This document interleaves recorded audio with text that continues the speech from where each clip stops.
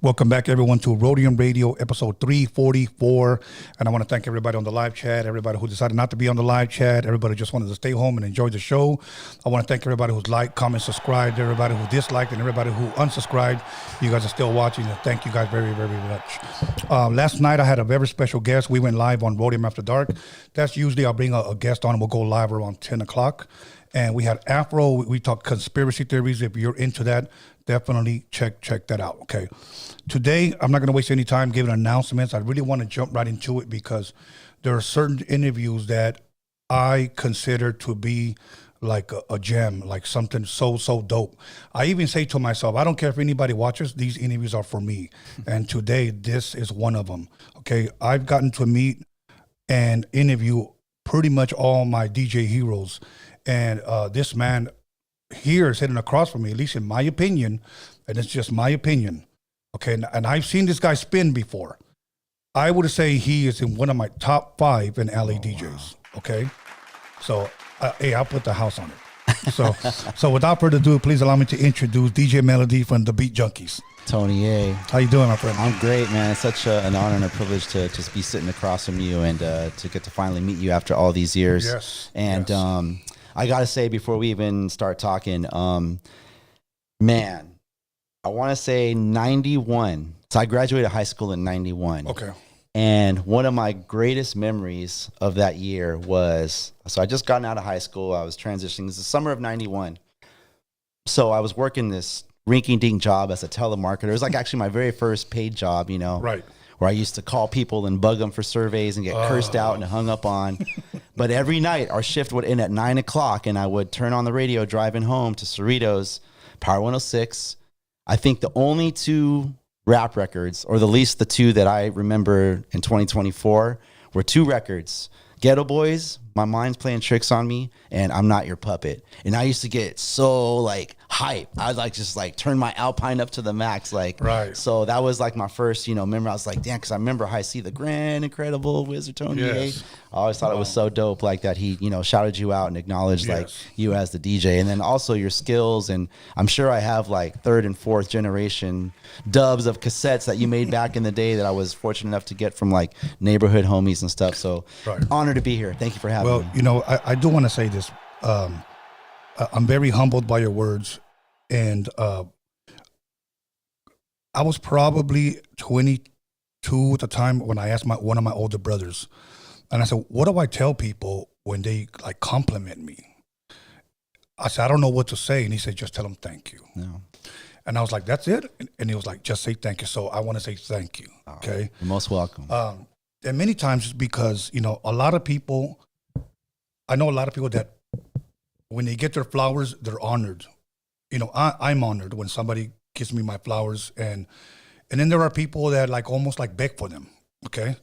And so when people compliment me, I just want to be able to say, bro, that it's truly, truly humbling, especially because when I produced that song, it was just supposed to be for a mixtape. We never knew we were ever going to get a deal. We were looking for a deal. We were just doing mixtapes and then just releasing them.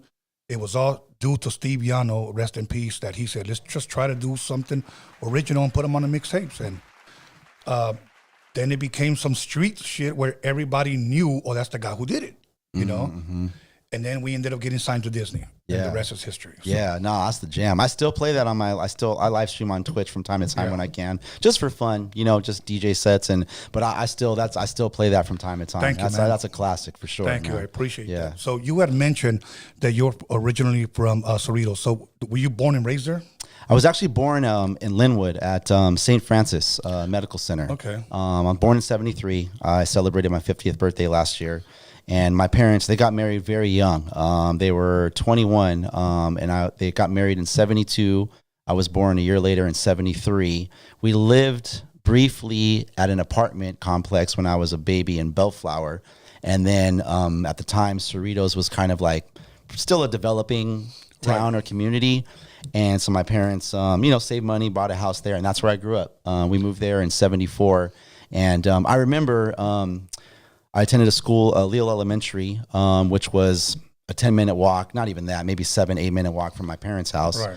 And I remember being a kindergartner and a first grader, like on the, the small kids playground, and just the smell from the cow pasture across the way, because it was still that underdeveloped. Like it was literally like you would walk through like horse manure and cow dung to get to school. Yeah. And then to further that, there was no supermarket in Cerritos. So my mom, I remember going to a drive-through dairy that was open till like 7 p.m. and like maybe 5 p.m. on Sundays. Oh, wow. That's where we got like our milk, our bread, and our cereal. And then eventually over the years, we finally got a supermarket, then we got a pizza place, and then there was a 1-hour photo place. And it's like, oh man, but there was still like a lot of the city that was just underdeveloped, a lot of like vacant space. But finally, I think probably around the early 90s was when the city really started to invest in more into like, rebuilding the public library. And then now it's the Cerritos Town Center. There's a Best Buy there, a Mimi's Cafe. So, that's where I grew up though. Yeah. Wow. You have a lot of brothers, a lot of sisters? I'm the oldest of 3. I have 2 younger sisters. Okay. Yeah. Now, growing up in Cerritos, play any sports growing up?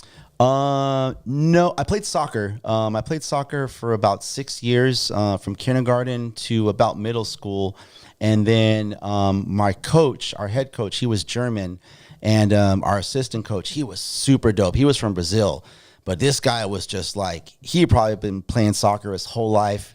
I remember one of our drills, before we'd even start practice, he would challenge all of us kids. He would say, okay, I'm going to juggle this ball. If any of you guys can steal the ball from me in 1 minute, I'll take the whole crew to McDonald's. No one could ever get the ball from him. Wow. He was that good. And so I played soccer, and then my head coach, he ended up, for some reason or other, having to move back to Germany. And after that, the team kind of split up. And then but I'm still a fan of the sport. I love watching the Euro Cups going on right now.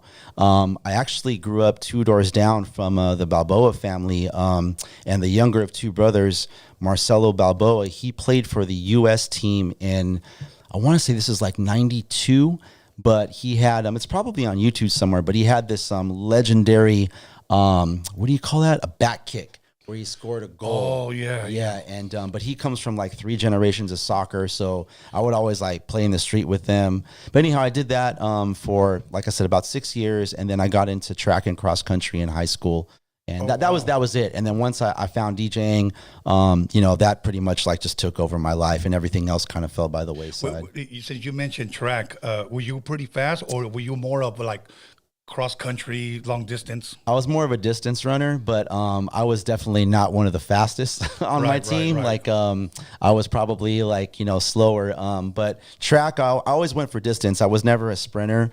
I ran the 440 and the 880, which were kind of like relay races, and that was track. And then cross country was always, it was like a 3.1 something mile run. And I did that for 3 years, 10th, 11th, and 12th grade. And my goal was always to break 20 minutes. I could never break. All the other guys were just crushing it like 18:30, 18:50. And I was like coming in like between 20 and 21 minutes. I'm like, damn it. And finally, one day I finally broke it, and it was such a moment. And then I remember one race in Fountain Valley. We had this really just kind of weird course that we ran, where part of it was uphill and then there was a downhill slope. And I ended up coming in first place in this race.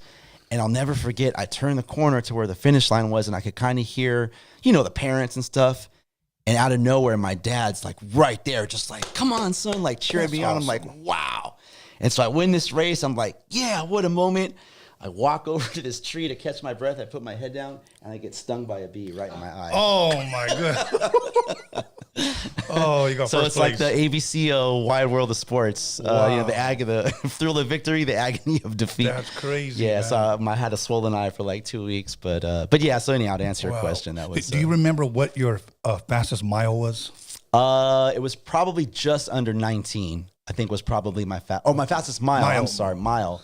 I'll say 19 minutes. That's kind of like you're walking it. I used to run with my parents, actually. We used to run. It was exactly 2 miles from our house in Cerritos to the Cerritos Public Library, hit that corner, and then run back. And so we used to time ourselves. I was definitely probably between 6 and 7 minutes, but I never actually sprinted, like ran for a straight mile. But But yeah, that was pretty much my pace. I could get like to and from like in 13 minutes or, between 12 and 14 minutes, depending on my fastest mile. Because I used to think I was a fast runner, and mostly in middle school, well, junior high for us. Yeah. And in high school, I was still pretty fast, but I couldn't get in the 5 minutes. Oh yeah, you were booking it. Yeah. Now, but there was one guy in junior high and in high school, he was getting in his 4s. Wow. Like he was that fast, he was getting That's his 4s. crazy. Yeah. He was like one of those phenom runners, Yeah.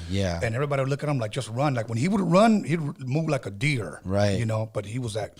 I couldn't move. I wish I could have, but. I know, me too. Yeah, same thing. We had one of my teammates, Brandon, just this tall, slender, just white kid. And he was like Forrest Gump, bro. He would just run. I never like got breathless or anything. Right, he would just always leading the pack, always coming in first place. Like, yeah, he was a special case. Okay. Now, here's where I got introduced to hip hop, and this is where I'm going to ask you the question. When back then they didn't even call it hip hop. I guess they just called it rap. 6th grade, I hear Rapper's Delight, and that's when pretty much my life changed until I got to junior high school and I got introduced to my first mix record. So when did you first get introduced to rap? Do you remember, and possibly what song? I can't really point my finger at like an exact moment, but again, this is growing up in Cerritos, and I was in elementary school, so this is like 82. When did Breaking come out? 83? I was in junior high. Okay. I was in junior high, so definitely. Early 80s. Early 80s. I had like, my little crew of buddies, homies at elementary school. And one of my friends, Brian, he had an older brother who was, I think, he was a 9th grade artist. He was like, 5 or 6 years our senior.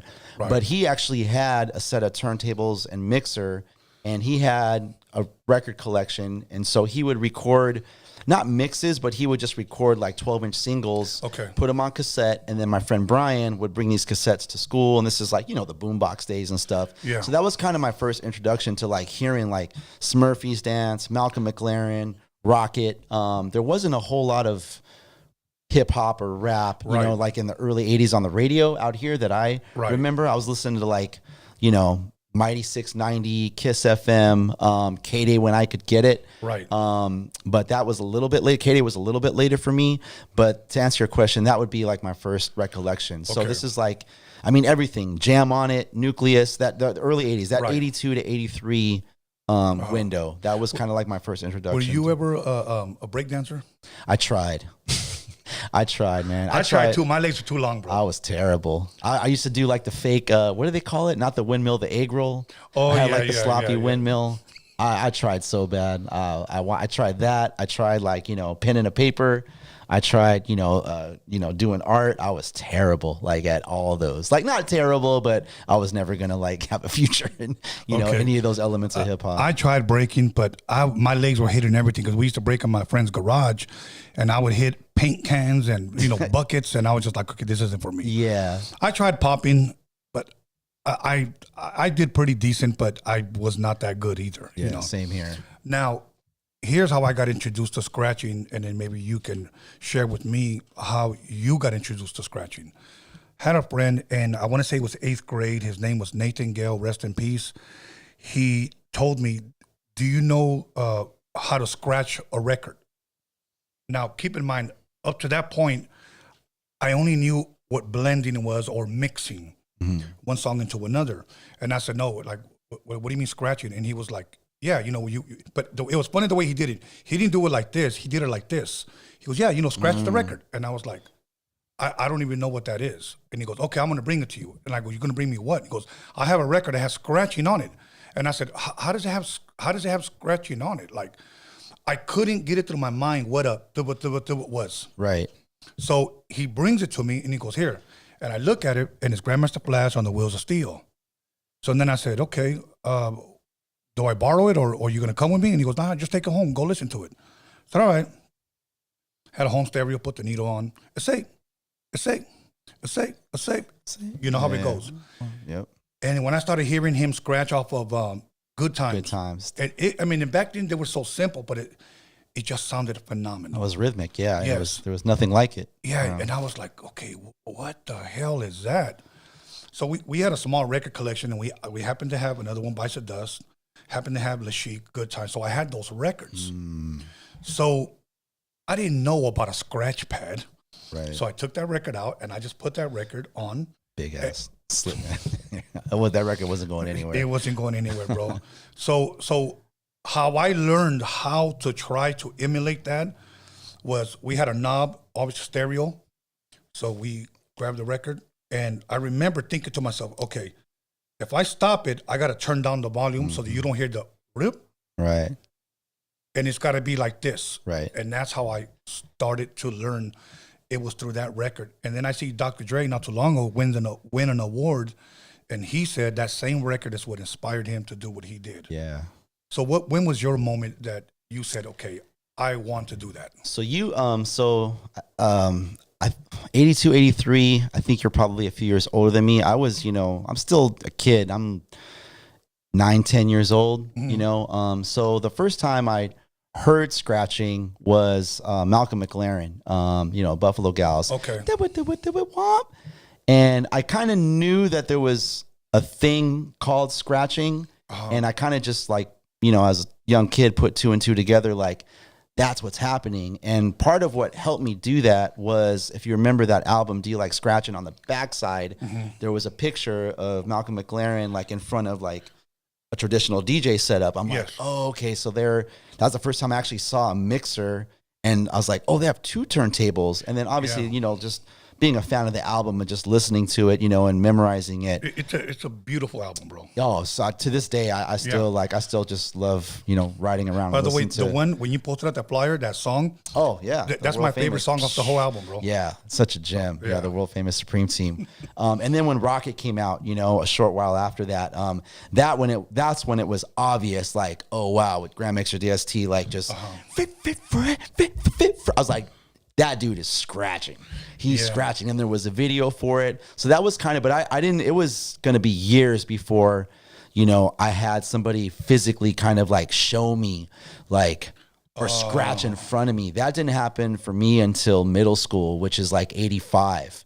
Okay. So shout out to my man, DJ Curse, who's also an original member of the Beat Junkies. But DJ Curse had a crew called Public Image, and which was part of a bigger conglomerate that they used to call the United Kingdom, where a number of mobile crews would come together and throw these big hall jams. Okay.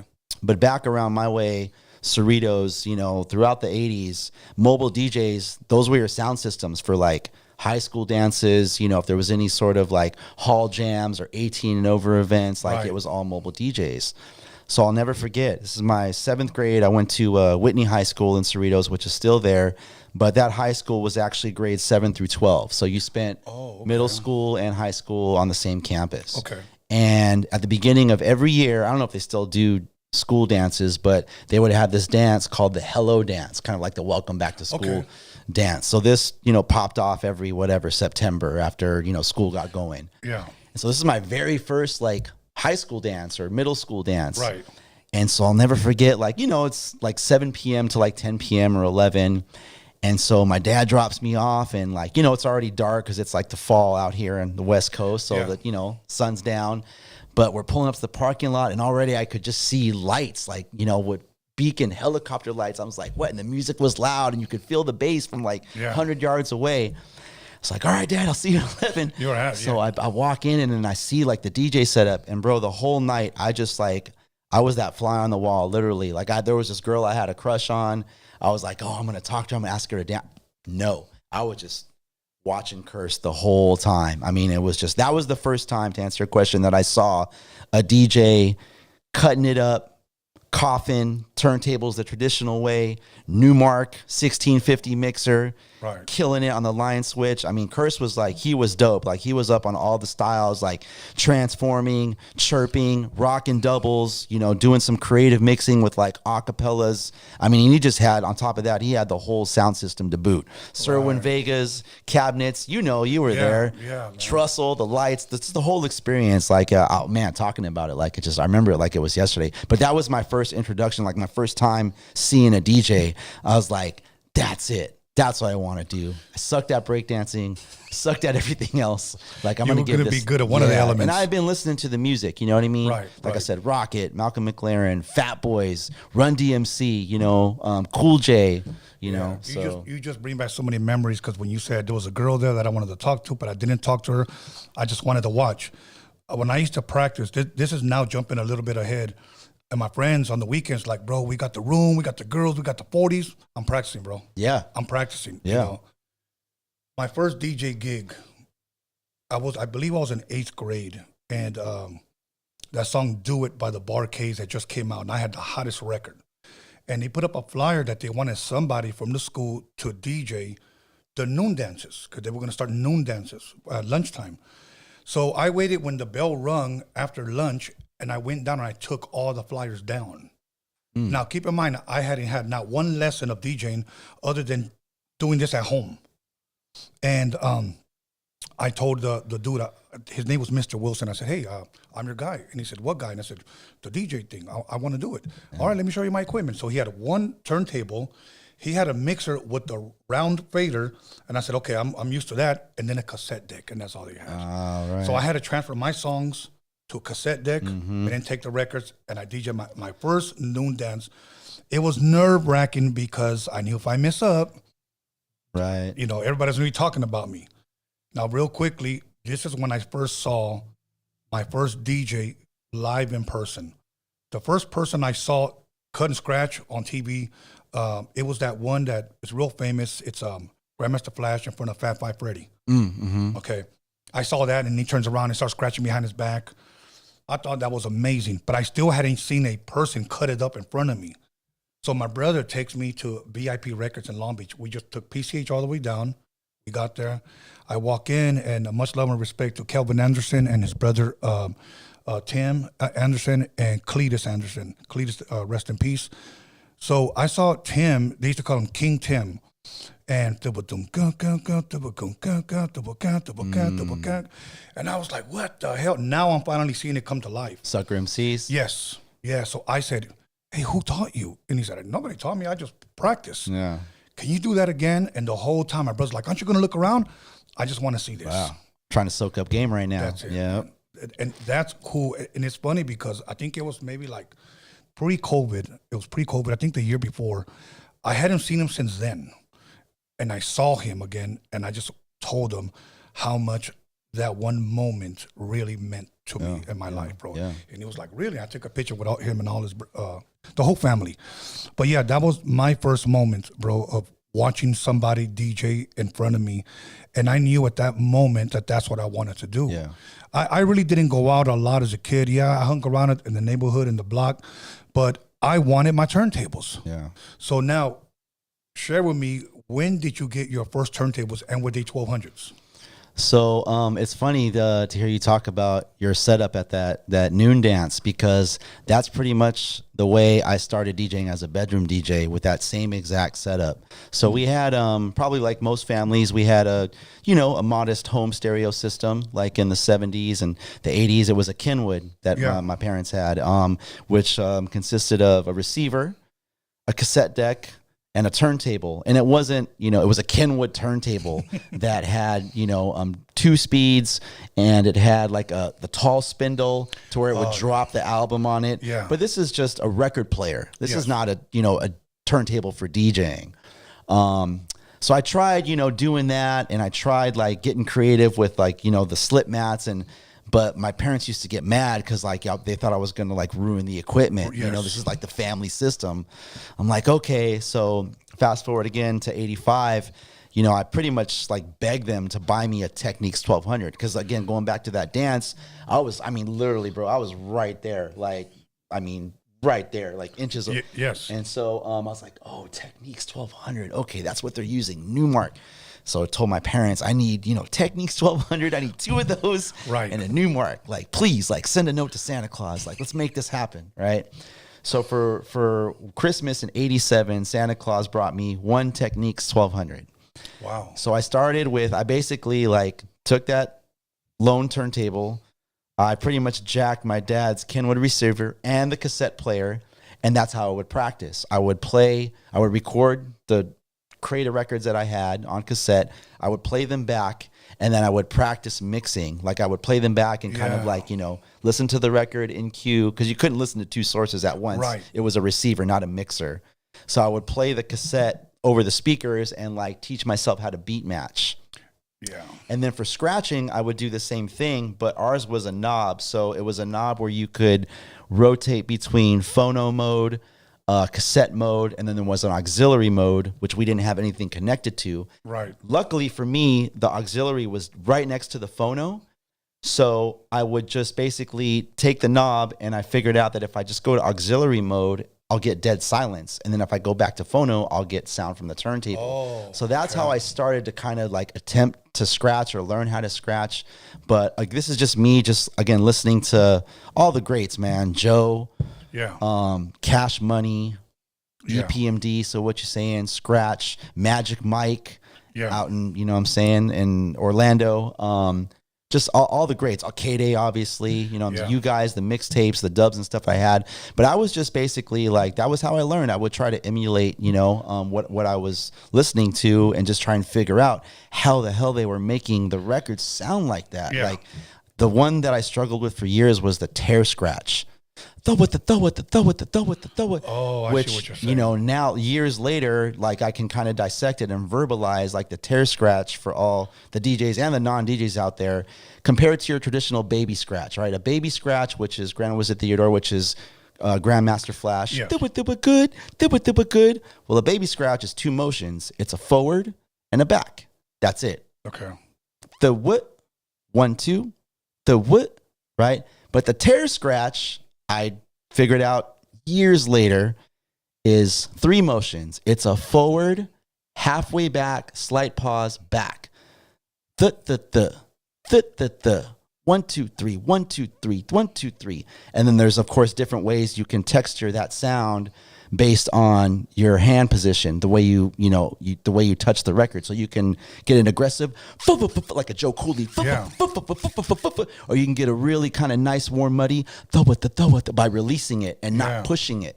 And then you can combine those two and get a you know what I mean? So it took me like I remember the tear scratch I'd struggled with for years, bro. And that's because I never had nobody really to lean on. I wasn't friends with Curse. I just admired all these mobile DJs, you know, Rhetmatic, my brother Rhetmatic, from afar. These guys were, again, older than me.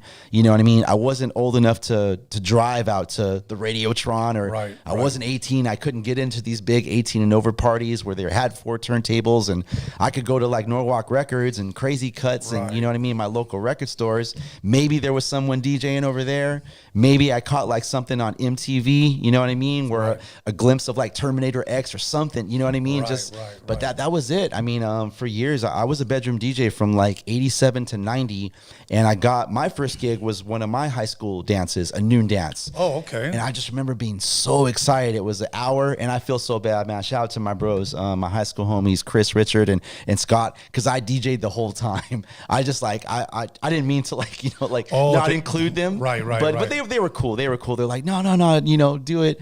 And so that was my first like live DJ set, like was one of my noon dances at high school. But for 3 years, bro, I was just at the house, just, you know, slowly kind of collecting records and just studying from afar, getting anything I could get my hands on. Like, give me that, I'll take that. K-Day when I could get it, you know what I mean? I would record, but yeah, again, just soaking up as much as I could to just try and better myself as a DJ. Now I feel bad because I had Joe Cooley as my teacher. I wish, and shout out to Joe. He's definitely one of like all of our heroes, you know what I mean? The king of scratch all day.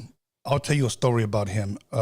Back then, my brother used to DJ at a club called Grand Central Station in Long Beach. For those of you guys, before it had 2 other names. It was called Noah's Ark in the 80s, and then still in the 80s, Infinity, and then they changed it to Grand Central Station. So he worked security there, and on Fridays he would spin, he would DJ. And one day he saw me DJing on somebody's mobile system, and he knew that I could blend. So he said, I want you to be my breaker, meaning when I go take a leak, you're going to give me a 15-minute break. I look so forward to those 15-minute breaks, okay? So one day This guy walks up and he's wearing like a Run DMC hat, big ass afro too. And he goes, "Hey man," he goes, "Who's the DJ?" And I said, "Well, that's my brother." He goes, "Ask him if he'll let me spin." And I was like, "I don't know." He goes, "Just ask him."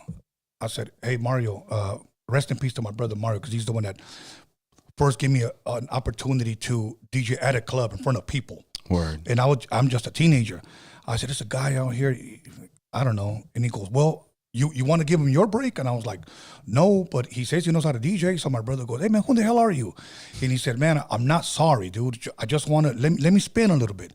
And he goes, "Okay, well, I'm gonna go take a leak, and I'll be back, and tell my brother to give you whatever you want, 15 minutes." And then my brother literally tells him like this: "If you fuck up, I'm beating your ass." Yeah. Because my brother was a big husky dude, and then that dude goes, "Man, I'm not sorry, okay?" He just wanted to get on. He just wanted to get on. Yeah, I feel it. Then what happens is he did something that I'll never forget. I guess I'm just tripping. He had the balls enough to do this in a club, because this was an 18 and over club. Playing Body Talk, and he lowers it down. And then he starts, quick, let's work. Acapella. He went acapella for a sec. Yes. Sick. And I was like, holy shit. So my brother runs back and he says, "What the hell was that?" And he gets scared. And he goes, "It's scratchy." And he goes, "Do it again." And he loved it. So that became my brother's breaker, which was Joe Cooley. Oh, wow. Yes. And then he just started cutting. Now, this is one thing that I like to talk to DJs about, because I truly believe it is possible. There's DJs, there's battle DJs, guys that can cut it up like at these contests. Then there's DJs that can blend and keep the dance floor packed. Mm-hmm. Then there's DJs, special DJs, that can cut and scratch so good that they can still keep people dancing. Mm-hmm. Okay? And Joe was the first one that I ever felt almost like if he was playing guitar, because he was left-handed, and it looked more like he was doing this. But he was doing this, and he would close his eyes, and people were dancing, and people were looking, but he had asses shaking. Yeah. And then I'm listening to, I think it's Rock Master Scott, remember Dynamic DJ, 3? please? Yeah. Request When line. the guy's like, "Yo, I want to hear scratching by the Rock Master Scott." Well, here it is now. And he starts scratching, and that's when they're like, it is possible. You can scratch and still have people dancing. Right. And I've seen DJs try to do that, and it didn't work. Like, they cleared the dance floor. Yeah. But there was just some smooth DJs out there, like Joe, Tony. Yeah. Oh. You know, and Joe used to always tell me, "You just got to be smooth with it, bro." He said, "You just got to be real smooth with it." He goes, "And don't overpower it, but people will dance." And I became one of those DJs because of him, you know. And I would call him up, and I was like, "Hey, man." Now, I would ask, like, "What new scratch did you learn this time?" "Well, I'm doing this one. They call it the flutter. I don't know if it's still called that. Yeah. Well, scribble, flutter, but I know what you're referring to. Yeah, and I was like, "Holy crap." Yeah. That, man. But Did you used to scratch like that? Your hand on the outside of the record? no, I never did. Bro, I'll be honest with you. No disrespect to anybody, but I always thought that was cheesy. I always scratched with my middle finger, and it was always like in the middle of the record. Okay, yeah. In the middle of the record. But when I would flutter, then I would do the outside. To the outside. Because I couldn't do it from the inside. Yeah. And Joe's the one that taught me that. But he was always left hand. Right, which is a different Yes. reach. It's a different feel. Yeah. Yes, and he just had so many damn tricks, bro. Yeah, he's the man. He's still the man to me. Like, yeah. So, but that was probably the first time that. Well, now let me ask you this, because I've seen your videos. You know, I follow you on Instagram, so I look at all of your stuff. And believe me, I sent your videos to a couple of people, and I've said, "Thank you. I need you to listen to this guy, bro." I said, because this is my type of DJing. Today, Mel, we have a lot of DJs that I call them one-handed scratchers. They play the record, and all they do is flicker their fingers. On the fader, you mean? Yeah. Mm-hmm. And it sounds dope, but I like 2 turntables. Yes. Yeah. I like that. Yeah. So, because that's the way we were raised, you know? Right. So, but like today, I see guys, or here's something that I didn't like from a DJ. Not that they were whack, but it just looked whack to me.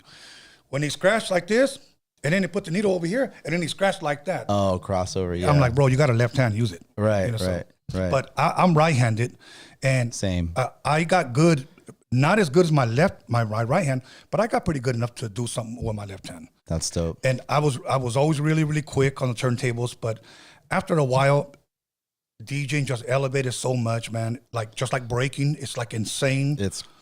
that I couldn't keep up with these young cats. It's not even human what the breakdancers are doing know. anymore. Yeah, it's wild. Who would ever thought that would be in the Olympics? I know, right? Yeah. Yeah, that's a fair assessment. So now, DJ now. Who were some of the DJs? I know you mentioned one when you said you were a fly on the wall and you saw him cut. But growing up, that you could say these guys really inspired me to be who I am today. Oh yeah, no, for sure. So yeah, one more time, shout out to my man Curse. Definitely huge inspiration. I had we're friends, good friends now. But someone that I really, really looked up to, who was also, he was a year older than me. So I'm class of 91. He's class of 90, and he went by DJ White Knight. Okay. And he was local. He was from Cerritos also. But he was kind of like already kind of running with the big dogs. Like, at an early age, he had same thing as Curse, full sound system, Sirwin Vegas, all the dope records, everything from like the hip hop, R&B, New Jack Swing to like the dope Miami bass like records back in the day, which was a huge sound, freestyle, all that stuff. And he was dope. He was like, it's crazy. It was the same thing. Tall, slender, German dude, but he loved hip hop, and he just had it, man. He was just dialed all the way in. And the sad thing was, I can kind of look back and laugh about it now, but socially, my year didn't get along with his year for whatever reason. Okay. So going back to that first high school dance that I DJ'd, 1990, he was a senior, I'm a junior, and I was probably 3-4 records into my set, and from the get-go, him and his whole crew, they were just standing like in the corner just dogging me, you know what I mean? Like, man, because those were his gigs. Like, he was the man. Right. He was dope, and I always looked up to him, and I was another guy I used to just watch and just, you know what I mean? Right. So him and his crew, like 4 records in, they walk up to me, or not even him. One of his homies walks up to me, he's like, his name was Carl, he's like, yo, Carl, I want to battle you right now. I'm like, I don't want that smoke, man. Like, I was like, come on, man. I'm just trying to DJ. You know what I'm saying? Like, he'll kill me. Like, you know what I mean? Like, no. Like, what would be the point, And so, but anyhow, after high school, we got cool, and he actually took me under his wing. He would bring me out. He was doing like the big hall jams out here in Long Beach, Old World, down here in Huntington Beach. Yeah. And he had been doing mobile gigs, so he had his whole network. And so, and I think, he saw me kind of progressing on my own. And so we got cool to the point where he would invite me to gigs. And now this is early 90s. I'm kind of like getting my own gigs here and there. So he would let me like borrow records, borrow equipment, borrow speakers if I borrow an amp. You know what I mean? So we got cool. But yeah, shout out to my man DJ White Knight. He was dope. Like, he was dope, like styling on fools. And so he was another one. But definitely, like, all the KD Mix Masters, like when I could tune in, you know what I mean, and get the signal. Joe, I literally used to like just be at home, like listening to Cooley High and just have it cranked up. And bro, to this day, most people, they memorize like, lyrics to a song. Yeah. I memorize scratch hooks. Yes. So I would just be in my room, like just turned up. Yeah. And just like funky, funky, funky, funky, like just like, singing basically Joe Cooley scratches, and then DJ Aladdin. Oh man, he was another just like, I felt like Aladdin basically took a lot of what Joe was doing and just like really took it to the next level. See, I felt the same way. I mean, just, and then obviously a lot of that came from, Tony, Battle Cat, you know what I'm saying? But just being here, like immersed in LA, like, and just being able to be a witness to the progression of DJ culture out here, to me was just so inspiring, So, but I used to study all those cats, man. There was another record label, Z-Rock Records. I remember Z-Rock, but they used to do like some bootleg, like mega mixes. That was Lonzo.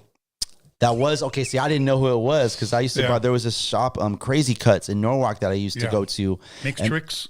Mixed Tricks was another one. Yeah. But there was this one Z-Rock record, it was a white label, and it was called Master Mix 89. And it's one of my favorite, like, mega mixes of all time. And this is, like, obviously inspired by what you guys were doing, all the Roadium tapes, like, just a super layered, like, 4-track mix. And one side, the A side was, like, all up tempo, like, 125 plus Miami bass, Boot the Booty, Planet Rock, you know, Egyptian Lover, just all the fast records, right? But this is like, you know, kind of like following the format of what you guys did, like 4 bars here, 8 bars here, 2 or 3 things happening here, 8 bar of just drums and dude getting busy. And then the B-side was the hip hop mix. So like De La Soul, BDP, Biz Marquee, you know what I mean? Toddy T, like just all, but in that same kind of like formula, just like 4 bars, 8 bars. But it was on the label, on the Z-Rock label, it says mixed by Hands 1200, and then the other side said mixed by OG Style. And so this was a mix I used to just like, wow, because I'll have to share it with you sometime. Yeah, but please. It's probably on YouTube. But I mean, just the scratching. I mean, they were just grabbing all the dope samples from like Dynamix 2, Give the DJ a Break. That's my man throwing down, just getting just ultra busy, like with everything at every tempo, and the mix itself was dope. And so that was a big inspiration on me. And then jumping ahead a little bit, I'm with shout out to my man Babu. We're at a club, another member of the Beat Junkies, Icy Ice, in downtown LA at the Variety Arts Center. This is like 94, 95. Babu and I are like leaving the club, and we're walking to our car, and out of nowhere, this voice behind us, yo, Babu, Melo-D. And turn around, and it's this cat we don't know, Mexican cat, probably around our age. So anyhow, he introduces himself to us, and it turns out that this is OG Style, the dude that did that mix. Oh, wow. So I'll never forget, like, we ended up getting caught in the parking lot till like 4 a.m, just talking about. Where was he from? Was he from out here? He was from around, I want to say like San Gabriel Valley or something. It was, yeah. I mean, he was local, you know, but it was just, we're like, whoa, because like, you know, me and Babu, like, we're, you know, scratch nerds, and you know, so we both like just, you know, just to talk about, that was one of the mixes we talked about a lot. Right. And then so just a chance encounter, like in the parking lot of this club, like we met OG Style. And so, but yeah, anyhow, I'm getting off track, but I had so many influences. I mean, just anything that sounded dope to me. I was a fan of it all. And I wish I had, you know, like somebody to kind of lean on, or that I could call, you know, and that didn't come until like the early 90s for me, when I said, I got cool with White Knight. Eventually, I met the Beat Junkies, and you know what I mean, like formed a crew with them. So my first mix bootleg record was Scratch Dance. I have. Okay. Now, do you know who did that one? Never. I recently found out, but go ahead. It's your story to tell. Okay. Well, I just happened to ask this person about this record, and I said, who did that? I said, I know the other ones, Lonzo, Dre, Yella, you know, and he was, you're looking at him. Yeah. And I was like, oh my God. I said, I got to confess when we go live. So I confess that when I first got that record, I put it on tape, and I started handing it out. And I'm not going to lie to you, it's the only time in my life that I ever did this. I lied and I said I did it. I think that's like a rite of passage for all the DJs. You got to front at least once. You know what I mean? Yeah, bro. I did that too, man. So I told him when he was here, and he just started laughing. He goes, but you know what? It's okay. It was intended for that. It was intended for that. So now just real quickly, how I got introduced to the 4-track mixes, because I worked with Steve Yano when I was 11 years old. I think when I was 13 years old, he moved from the Vermont Swap Meet in Gardena to the Roadium Swap Meet in Gardena. I couldn't leave because my mom sold at the Vermont Swap Meet, so I didn't see him till like maybe like 5 years later. So I was probably about to be, it was in 87 when I saw him. And again, I've shared this story plenty of times, but I'll just give you, you know, the short version. Please. The same day that I went to go visit him, I hadn't seen him like in 5 years. I had heard that Dr. Dre goes to the swap meet. I'm a big Dr. Dre Wrecking Crew fan. I heard the mixtapes. You know, it was 84 and then 85 live, 86 in the mix. And why is Dr. Dre, the Roadium swap meet, Steve Yano, he's got to know him. So I told my friend, do me a favor, man. Let's go to the Roadium. I didn't think he was going to recognize me, okay? And he recognized me immediately. And Steve always had 2 turntables there, had a mixer there. And he told me, hey, what are you doing? I said, I DJ now. Let me see you. Long story short, that's how I met Dre that day. I met Eazy-E that day and Sir Jinx that day. And the first scratching that I ever did was for a song called You Better Think, produced by Sir Jinx, rapper was Dazzy D, and the record label owner, Thin Line Records, was VIP Records, Calvin Anderson, the owner of VIP. So we went to Echo Sound. That's the first day, the day that I met DJ Pool, King T, 1987. And then that's because of Steve, and I always like to give this man credit because there's a lot of people that never give credit to the people that might have helped them or that might have opened doors for them, and they never acknowledge them. Right. So I always tell people that if it wasn't for Steve, I probably would not have met none of those people. That's what's up. I met Violet Brown. You know, she's been my good friend ever since I was a teenager. I met Cube, and then Audio Achievements, not too far from here in Torrance. He would take me there. Introduced me to Jerry Heller. He took me to the NWA concert at Anaheim Celebrity. I could see Aladdin live on stage with Mixmaster Spade, King T, DJ Pool. I saw all of them. I saw NWA perform. The DOC perform. He opened up for everybody. I saw Everlast when he was still a Rhyme Syndicate. Never missing a beat. Yes. So I got to see and meet all of those guys, man, and it was all because of him. That's tight. Long story, one day Dre tells me, hey, man, you know what? I'm not going to be able to do the mixtapes anymore. We're going to go to, we're going on tour. And I said, okay. So in my mind, I'm thinking like, okay, what are you telling me for? You know, and he goes, oh, I want you to take over. I like the way you cut. And I said, all right. And he goes, but we'll still rap on them when we're in town. I said, okay. So my whole thing was this. I was so nervous because I didn't know that they did them on a 4-track. I thought he was doing them on 4 turntables. Okay. Oh yeah, I can see that. Yeah. So, and I will tell Steve, but I don't have 4 turntables, and he was like, "Oh, don't worry about it. I know, Steve, but I don't have 4 turntables." And he goes, "Dre doesn't even use 4 turntables." And then I started thinking, I was like, "Yeah," because we did one called In Effect, and I was there when Dre was rapping to BDP Still Number One, and he said my name and gave me a shout out, bro. That like made, you know what I'm saying? Sick. I was like I was in heaven, bro. Yeah, I can't even imagine. Hell yeah, dude. And then, so when they were rapping on them, you know, that's how I became that mixtape guy because he asked me, and I didn't even know what the hell I was doing. Steve told me, I'm going to show you how Dre does them and, you know, how I do them my way. And then from there, just use your imagination. Oh. And that was it, bro. Like, I didn't know what I was doing. Nah, but you had, you know, the style, you know, you were surrounded by like all the greats, you know what I'm saying? And, you know, segue, like, I forget which episode it was of Roadium Radio, but I mean, I know you do commercial breaks from time to time, but I caught, there was I'm assuming this is from a tape that I don't have, but it was, Easy and Dre, doing kind of like a freestyle over, Public Enemy, is it Mega Blast?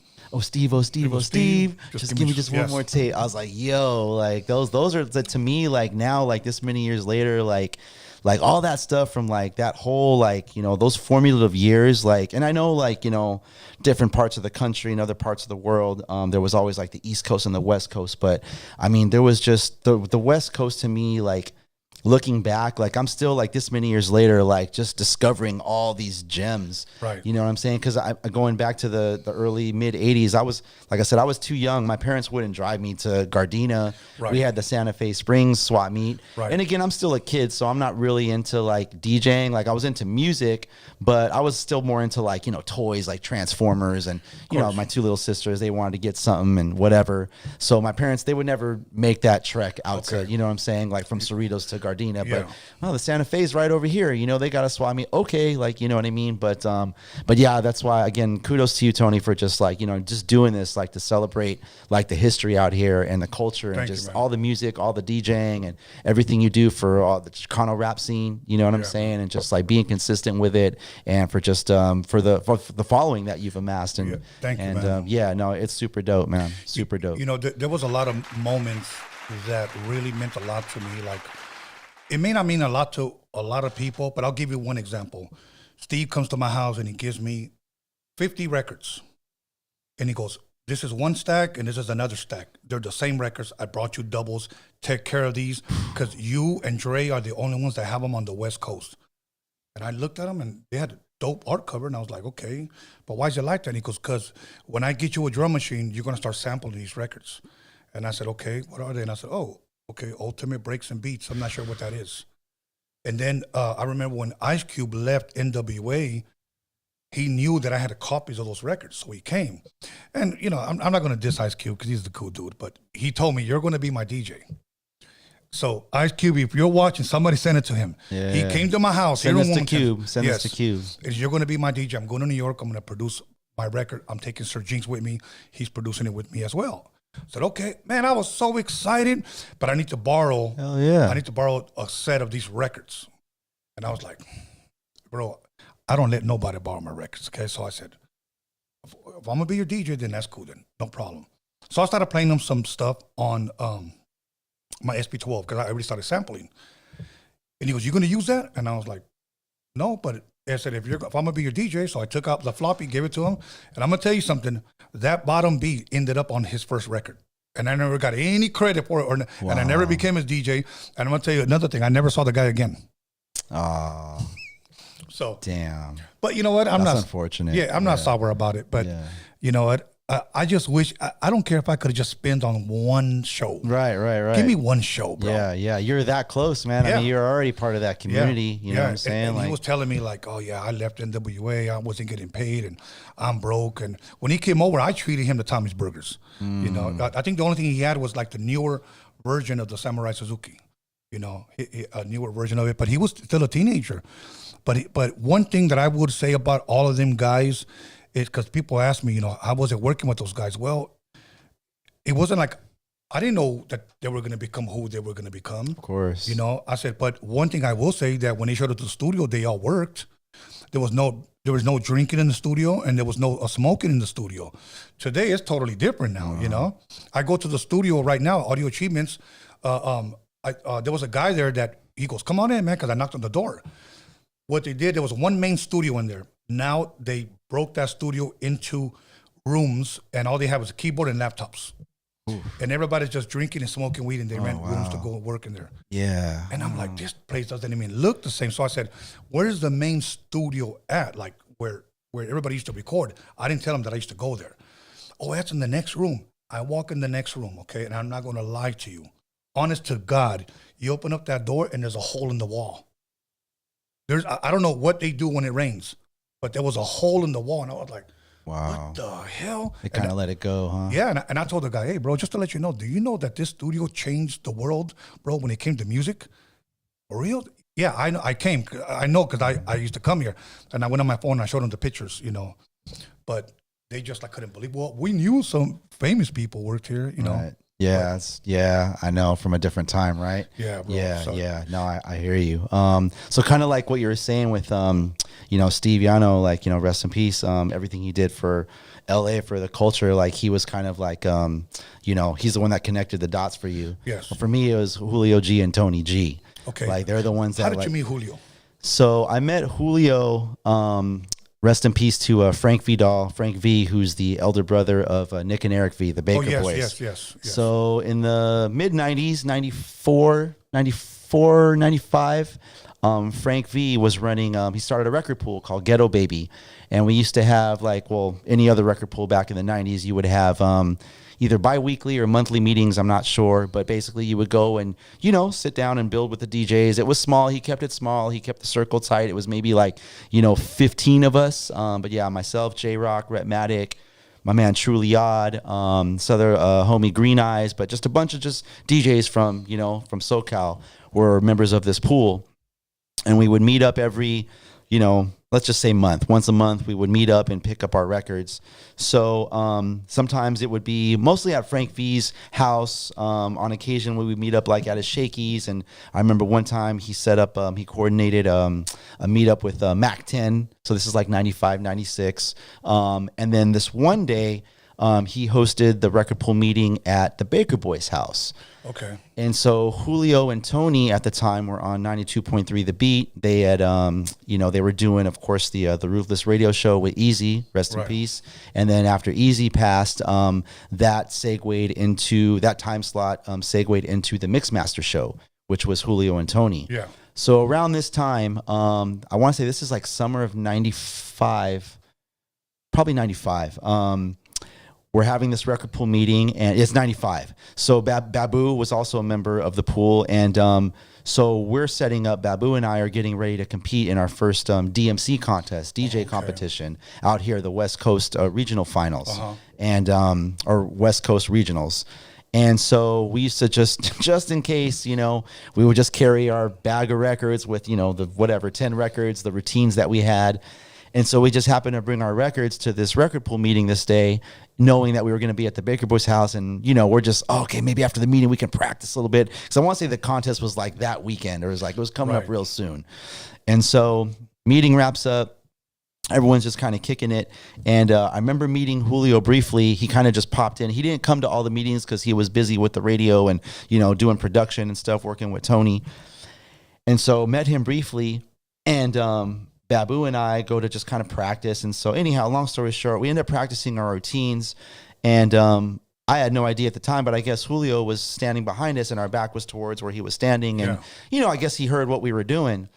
And then so fast forward maybe like a month and a half later, after the contest, Babu and I both made the DMC finals, which was held in San Francisco.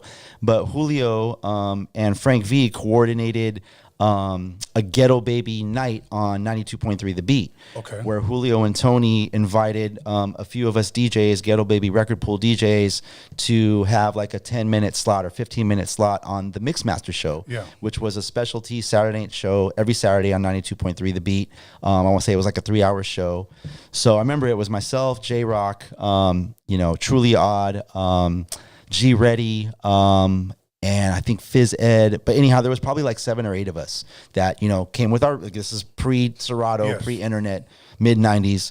We all bring our records, we all going to get our, and Julio, would introduce everybody one by one. And so I was excited. I was like, man, the radio? No way. That's my God. Because growing up, bro, like listening to the radio's everything. Dude, if you were on the radio, you made it. You super made it. So I was just like over the moon just to just have like literally 15 minutes of fame, so telling my parents and telling all my friends and mom, dad, please record this. You know what I mean? So I remember walking into 92.3 The Beat, and this is the old radio station, the original 92.3, which was on Yucca.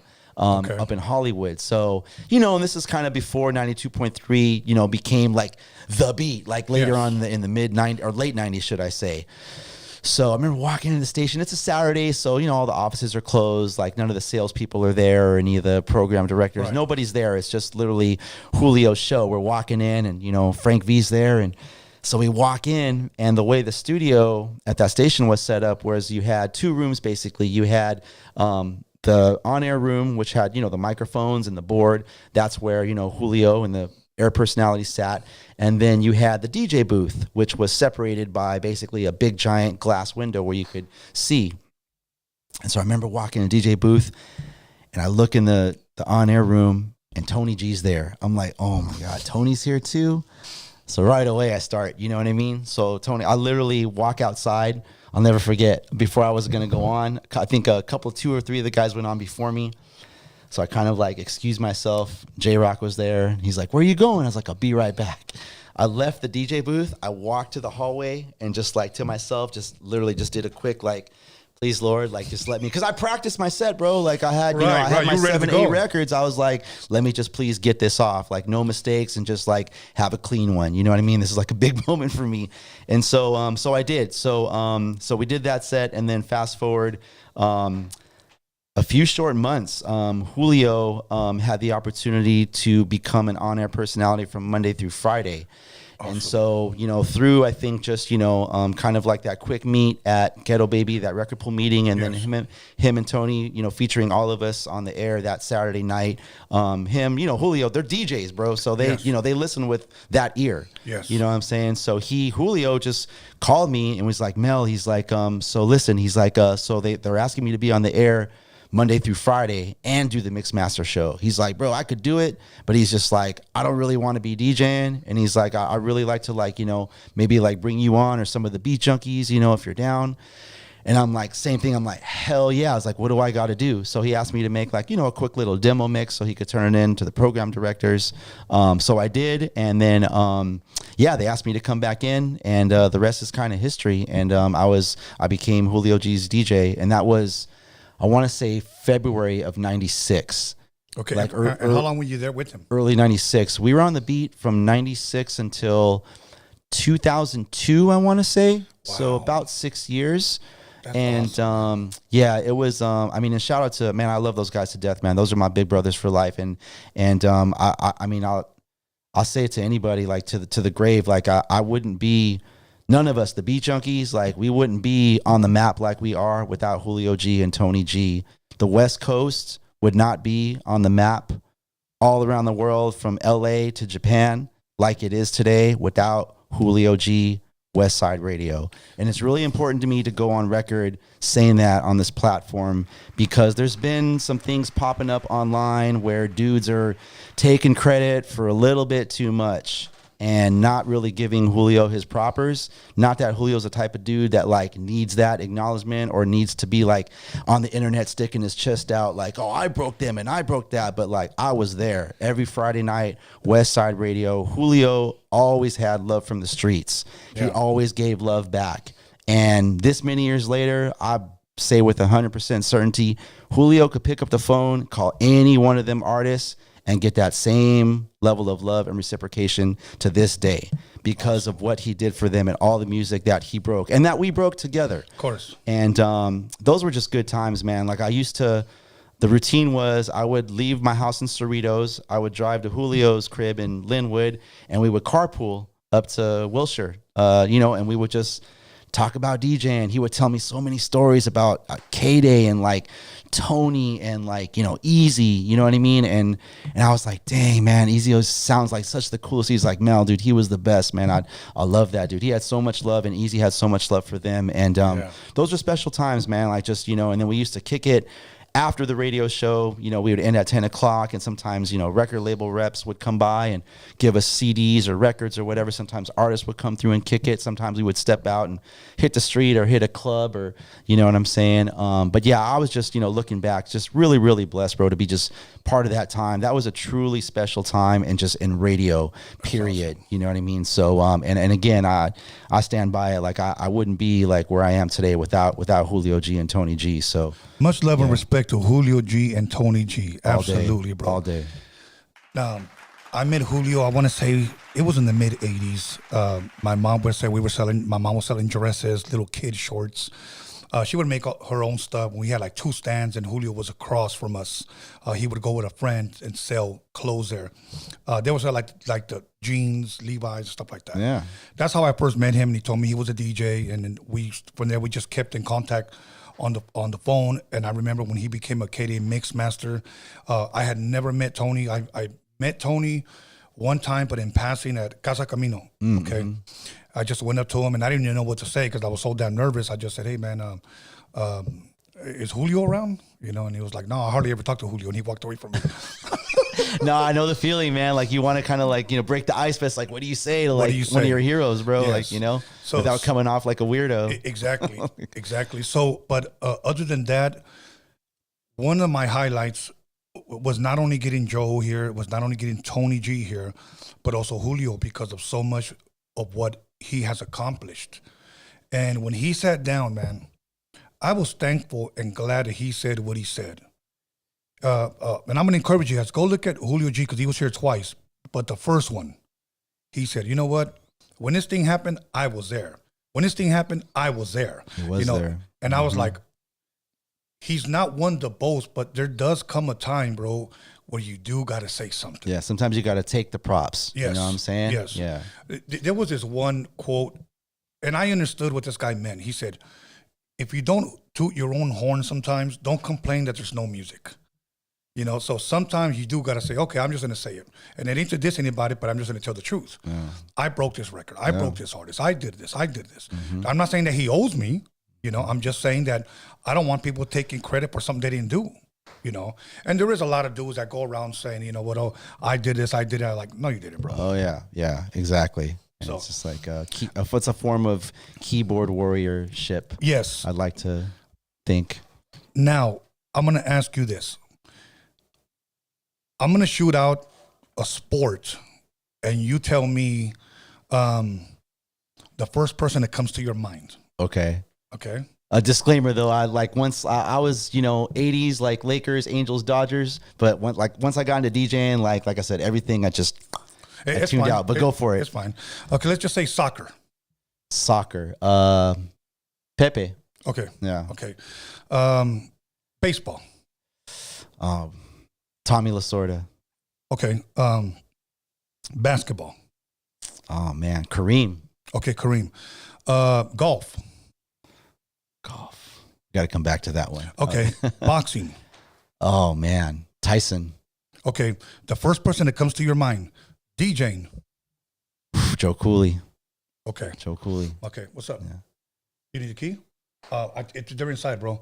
Okay, so here's the reason why I asked that. I always ask rappers, is there anyone that is the greatest to have ever done it when it comes to rap? And they always say, man, some people say, well, my favorite could be KRS, my favorite could be Rakim. Other people say maybe Eminem. So now my question to you is there one that is the greatest to ever do it, in your opinion, when it came to DJing? That's really tough. I'm going to have to say off top, like off the rip, I'm going to have to say no. Okay. And the reason for that is because all the DJs that I've admired, we're talking, man, 4 decades now. Yeah. I mean, a long time, as long as you've been in the game.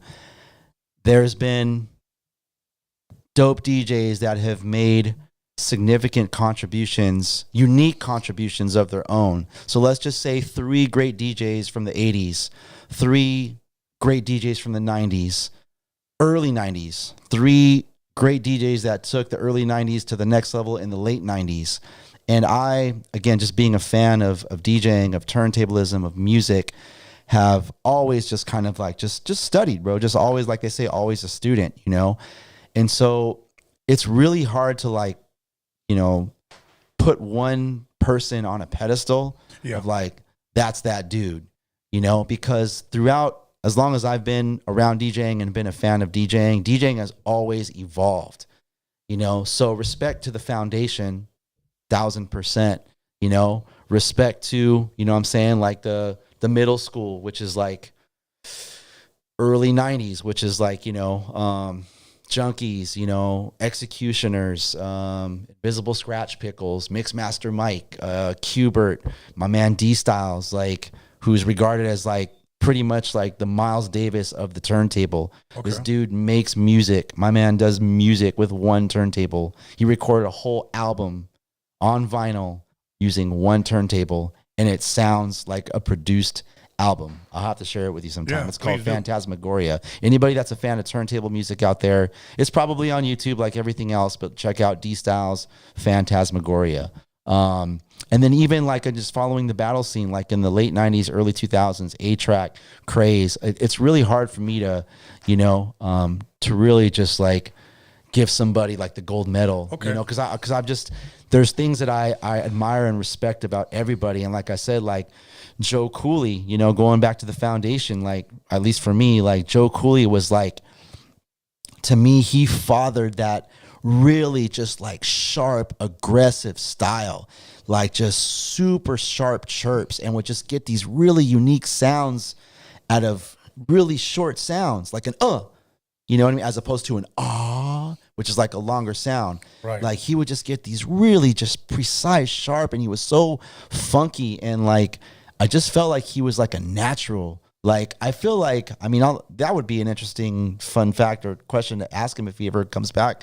Like listening to like the scratch hooks he did on like Everlasting Bass, Cooley High, DJs and MCs, like I'd be curious to know how many takes like those took him, because I feel like he was such a natural. I feel like he was like, for the most part, probably a one take DJ in the studio.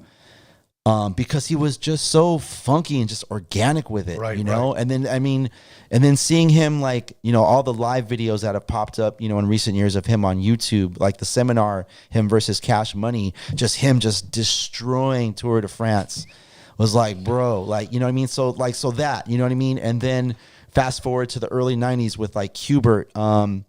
That was the very first DMC videotape I ever saw, was the 1991 USA DMC finals. And that was basically Qbert's breakout year, where he won the USA title. I think the contest was held in Chicago, but every DJ in that video was dope. Rectangle was in that video. Steve D was in that video. Baby G was in that video. This dude Boogie Boy from Chicago was in that video, and everyone like had like at least a few moments. But that was like, when I saw that video, Qbert basically put on a flawless 6-minute set, basically taking what Joe, the K-Day Mix Masters, were doing with It's Time. Right. He was doing it on 45 plus 8. And he worked in, I think it was, shout out to Egyptian Lover, that used to pick up the turntable and then reverse the record. He did that. And then he had some other styles and like scratches and like just tricks and things that like were born and bred in the Bay Area. They had like, you know, they were definitely like listening to, we probably sharing the same influences, but he just took all the stuff that was happening in the 80s and he just like took it like 3.5 levels, 4 levels beyond. It was just extra. Have you ever seen that routine? No, you know what? Oh man. I'm going to have to see it now. He does this whole, the whole routine is just mind blowing. Like even to this day, this is almost 30 years ago now, more than 30 years ago. 30 plus years ago, he does this part. I don't want to spoil it for you, but go for it. Since I already mentioned it, he does this whole thing with It's Time, like just murders it, right? Super clean, using the up and down fade, fucking it up, just destroying it. Finishes the It's Time bit, throws one It's Time in reverse, lifts up the 30-pound whatever Techniques 1200, brings it over the other 12, sets it down. Now he's got mixer, turntable, takes off the It's Time, throws on raw bass, It Takes Two, and just murks it to pieces. Bro, you gotta watch it. It's okay. I'm gonna have to watch it. It's a legendary routine. I've seen others of him, you know, cutting it up, and I also love Rectangle as well. I got to sit with Rectangle as well, and I got to ask him all my fun questions. Man, Rectangle's a real cool dude, but I would love to. We were on one of my pages before they got deleted. I was in contact with Qbert to bring him over here, and then I met him at the NAMM, and we had talked for a little bit, and then he got into that little controversial things. Yeah. I'll leave that alone, but I wanted to get him here, and then because my page was getting deleted, I lost contact with him. But I really wanted to bring him here because I wanted to know, you know, what were his inspirations, you know? Yeah. Now I do want to give Julio credit because Julio G, because he was the first guy in the 80s that I ever saw kill It's Time on 45. Yeah, and as a matter of fact, you know what? Wow. I think I even still have that footage, and I'll tell you what he did. San Marico Hall, right here in the city of Carson, and he was DJing for Fast Lane. Young ladies, yeah. Yeah, so Julio, if you're watching, I believe I still have that footage. Sick. I need to see that. Yes, bro. We gotta trade some files after this. Yeah. No, I'm Qbert. He's a dear friend of mine and of the Beat Junkies. I'll be happy to reach out to him and see. Yeah, please. For sure. Yeah. See if I can connect you Absolutely. guys. Yeah.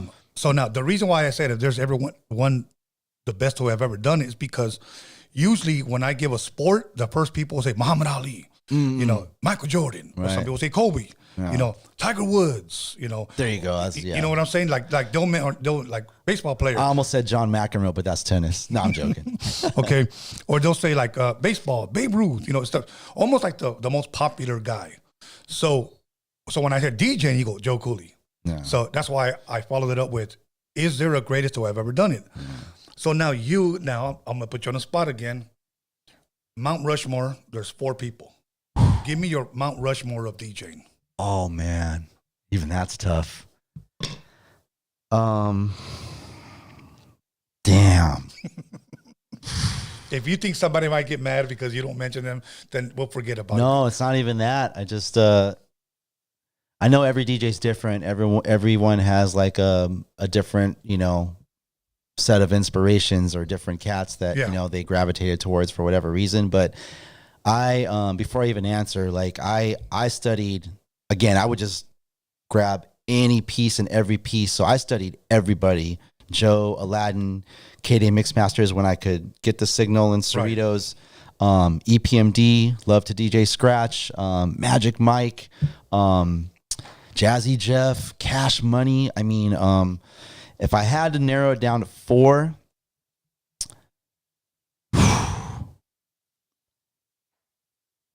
Aladdin, Cash Money. Damn, I might be thinking through too. Aladdin, Cash, Joe, and Jeff. Wow. And part of the reason I say that is because those were the 4 that I felt were the most reachable in terms of what I could get my hands on to listen and study. Like I had, you know, again, limited access to K-Day. I would catch bits and pieces, but I would never know. It took me a while to figure out that there was a 5 o'clock traffic jam. Okay. So, and then I would get frustrated because some days I could get it. Some days I could get it for a few minutes and then it would cack out, you know, and then I was never really awake for the live at the Casa. But it wouldn't be until years later that I would be able to actually get to really, really hear a Tony G DJ set. Oh, you know what I'm saying? Okay, so like, I'll like, and you know, love and respect to Tony G all day. Like Tony was a beast. Like, and he actually is someone that I really modeled myself after as a DJ because Tony was and still is a very, what I call a well-rounded DJ. Absolutely. Like what you touched on earlier. Yeah. He could cut a record, you know, to pieces, but he could also like do some really, really like creative stuff in the mix. Yeah. And then he would just wreck 2 turntables. Yeah. He could wreck It's Time. He could cut up clear. You know what I mean? So that, you know, to me was something that I really, again, always kind of aspired. I wanted to be good, if not great, at all the things, you know, all the entire spectrum of DJing. And Tony was like, for me, like that's, you know what I'm saying? That's the guy. Yeah. And even Julio, the first time I saw Julio DJ was at, I think I just drove past it the other day, the Golden Sails Hotel in Long Beach. Okay. This is 94, around the Ghetto Baby. I forget what was going on there, but Julio was going to be there just to do, I think he literally just showed up to just get busy for like 15 minutes because he brought like a crate of records and but I'll never forget, he got on and it was the first time I seen him do the R9. Okay. The Cybertron live and just super clean, super sharp, L pattern, everything. Like all the stuff like I used to like hear on K-Day and like, you know what I mean? Like listen to like Joe and everybody do. So like I said, it's really hard for me to, I'm saying all this to say it's really challenging for me to like, you know, put 4 guys like on the Mount Rushmore. I wish there was like, you know, 50, you know, blank spaces, or definitely like one dude, just because, like I said, like, you know, just the 80s with, you know, K-Day and Joe, and then the 90s with Aladdin and then Qbert.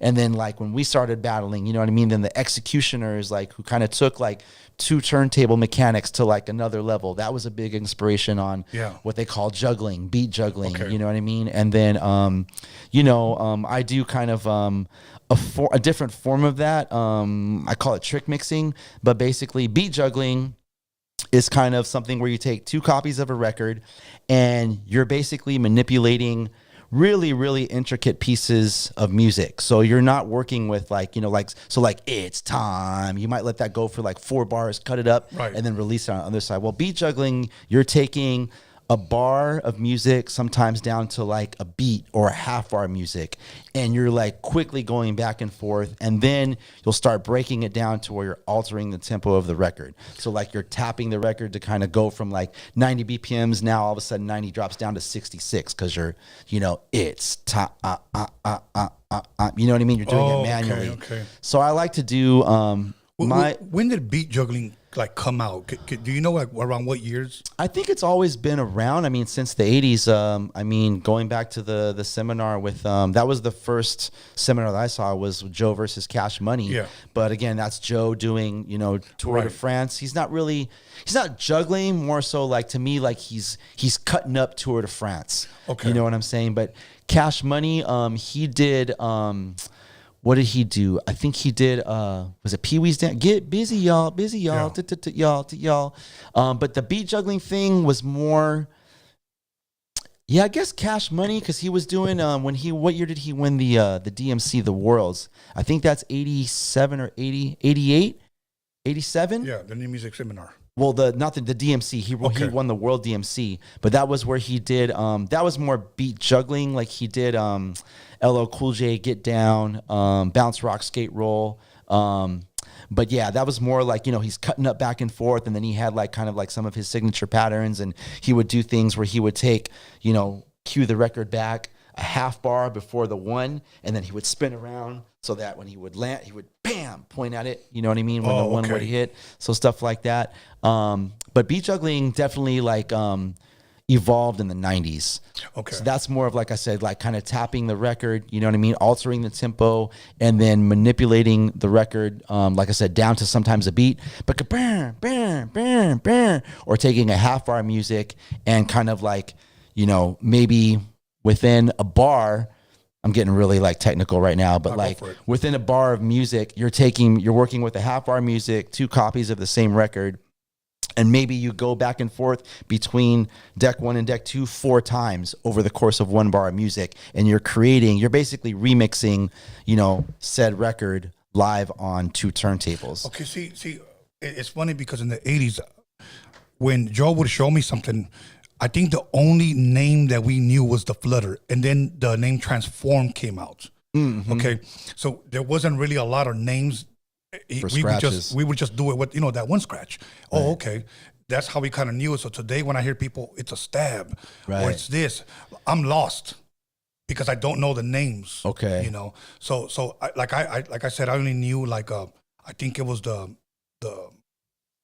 Flutter, and then I think you called it the chirp. Joe would do it. Mm-hmm. See, back then it was just a tickle, tickle, tickle. Right. That's the chirp. That's a chirp. Right. Yeah. Okay. Exactly. Yeah. Yeah. Because I would say, well, how did you do it? He goes, I just did the tickle, tickle. Right. And I mixed it, and I was like, okay, but we didn't have names. So when people tell me, hey man, did you ever knew how to do this? Like, was it the L scratch? They said. Oh, the L pattern. Yeah. The L pattern. Okay. Mm-hmm. I was like, no, I didn't do that. And they were like, yeah, you did it in the video. And I was like, well, show me. And he goes, when you go up and down and then cross, I was like, that's just up and down. Yeah. But we didn't have names, for it. Yeah, no, for sure. Yeah. I'm glad you guys have names because now I can identify. Yeah. No, you would recognize, like, if I like basically like kind of gave you like the definition of each scratch, you would be like, oh, okay, that's, That's that. So like a chirp, like for example, is basically a baby scratch, right? If you take the crossfader or the click switch away, yes. It's 2 motions, a forward and a back, but now you're taking the click switch or the crossfader and you're basically like slicing it a little bit. So like it gets a little sharper, a little bit tighter. You know what I mean? Right. Fit, as opposed to a the. You know what I mean? Yeah. Like by turning the sound on and off, you get it that tighter, that much more tighter. So it's it's funny because when I showed that scratch to somebody, he wanted to learn how to do it on the phono line button, and I said, "It's this, bro. It's this." Right. And he was like, "Okay." So he put his hand, and then he was just like, "It's a ticka ticka ticka ticka." Like, oh shit, it works. Like, yeah, it works. Bro. Yeah, it works. Yeah. And I mastered that, but on the fader, and then people always. They thought I was turning the fader. The reason I'm going, because when I started learning how to scratch, it was this. Right. So I always took that motion, whenever I would. Putting towards you. Yeah, right. and it looked like I was stirring a bowl of chili or something. yeah. But no, for sure. And crossfaders were stiff back in the day. They're not the crossfaders like we have today. Like, we're blessed today. You know what? And that's why I'm so glad, because when I went to go interview Rhett Maddock for the documentary, you know what that reminded me of? Like in junior high, when you had plastics class or wood shop, or you had, cooking class. Right.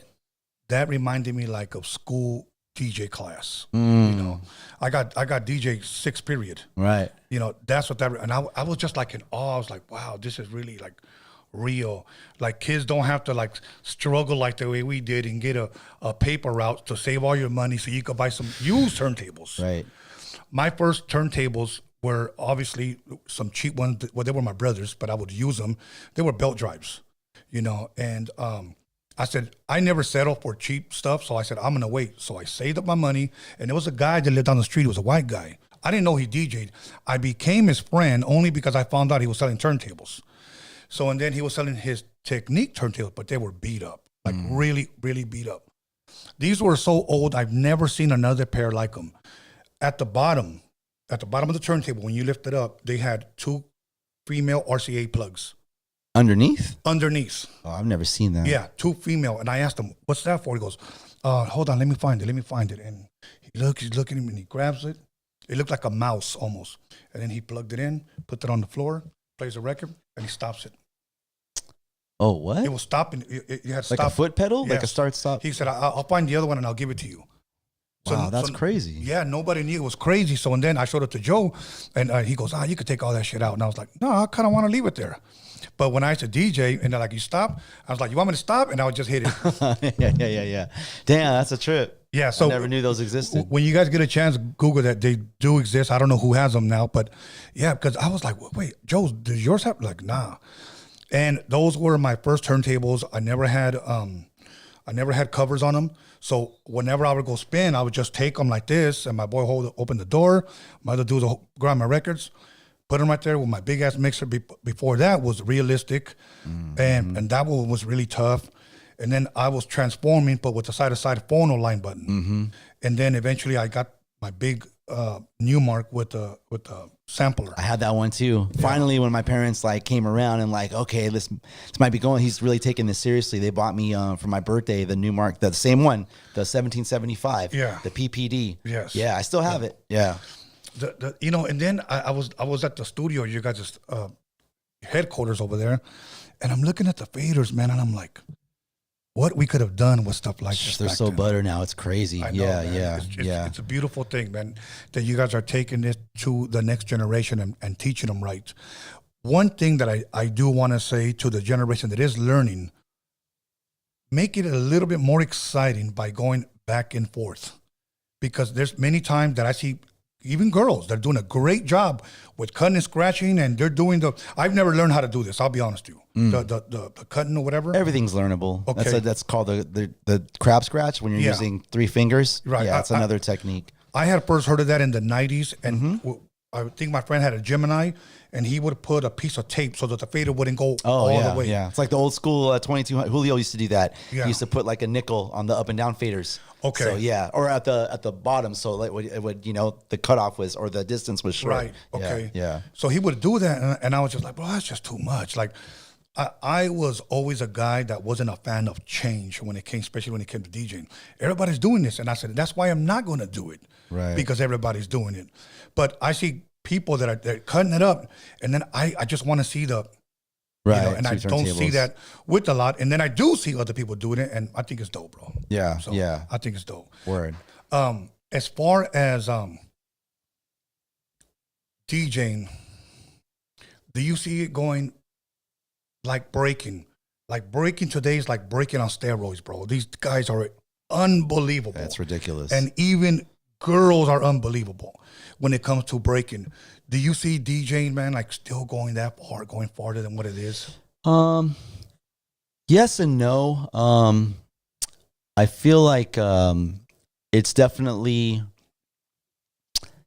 the landscape, or I guess the landscape of the range of what you're capable of doing now technically has expanded like 5x because of technology. Because now, we have Serato, like we physically, unless we choose to play on vinyl, we don't have to physically change the records, which, to put it in layman's terms for the viewer is like, which means that you can access your music quicker. Like if you're a DJ and you're DJing a party, and you transition from record A to record B, you still have to, back in the day, you had to physically take off record A, put it back in the cover or not, toss it, pull out record C, plant record C on the deck, drop the needle, look for your spot, which takes You could get it down to like probably 6-8 seconds, like if you're really dialed in and hyper focused. But nowadays you don't have to do that. We have like these awesome mixers that allow you to play with Serato DJ to where instead of physically changing records, you just one click load whatever song you want. So record A to record B, you're done. You just boom, just click on the mixer or on the laptop. It instantly, like snap loads the song. And then you can map out your song. You can basically customize it. You can have cue points. So instead of having the needle drop to the break, you can just have a cue point on the break and boom, you're right there. So in that regard, I think it's definitely helped good DJs become great DJs, like the ones that are like really about it, that really want to improve and get better, you know, taking advantage and really utilizing that technology. I'm a fan of it.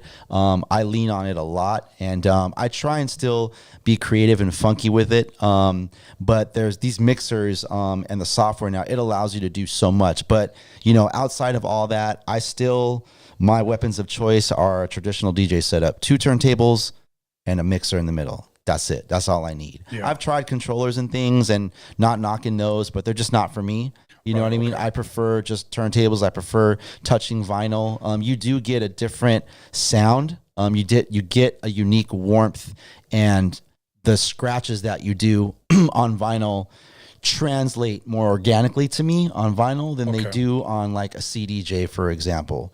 But don't get me wrong, like I've seen dudes on CDJs like get busy, like goddamn, like, oh dude, he's killing it on a CDJ, shit, But going back to your question, so DJing definitely has grown in a technical sense, considering where technology is.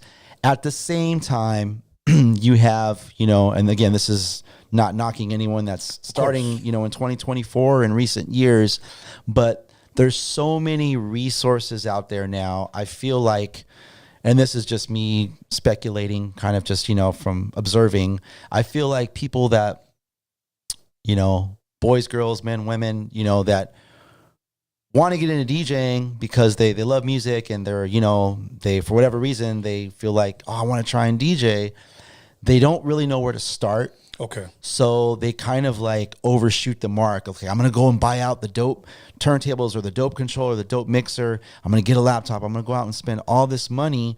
And then they kind of like, they skip past the foundation. They don't, you know what I'm saying, take the time to kind of like, I mean, and again, not everyone's looking to learn how to scratch or do a chirp. Yeah. But if you are, like, dude, go back to the beginning, like follow the timeline, like follow the progression. Don't just like go to YouTube and like try and like study the dude from like 2017.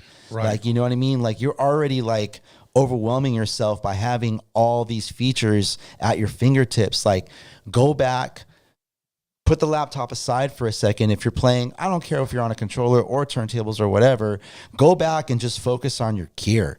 Like learn your gear, like build a relationship with your gear, build a relationship with your music, like learn and study your music, build your library, listen to some other DJs, like take some time, you know what I mean? And then once you get comfortable on your equipment, sure, like go watch some DJ videos, join a DJ school, join our school, join someone else's school, watch some YouTube tutorials and like, but kind of like earn your stripes.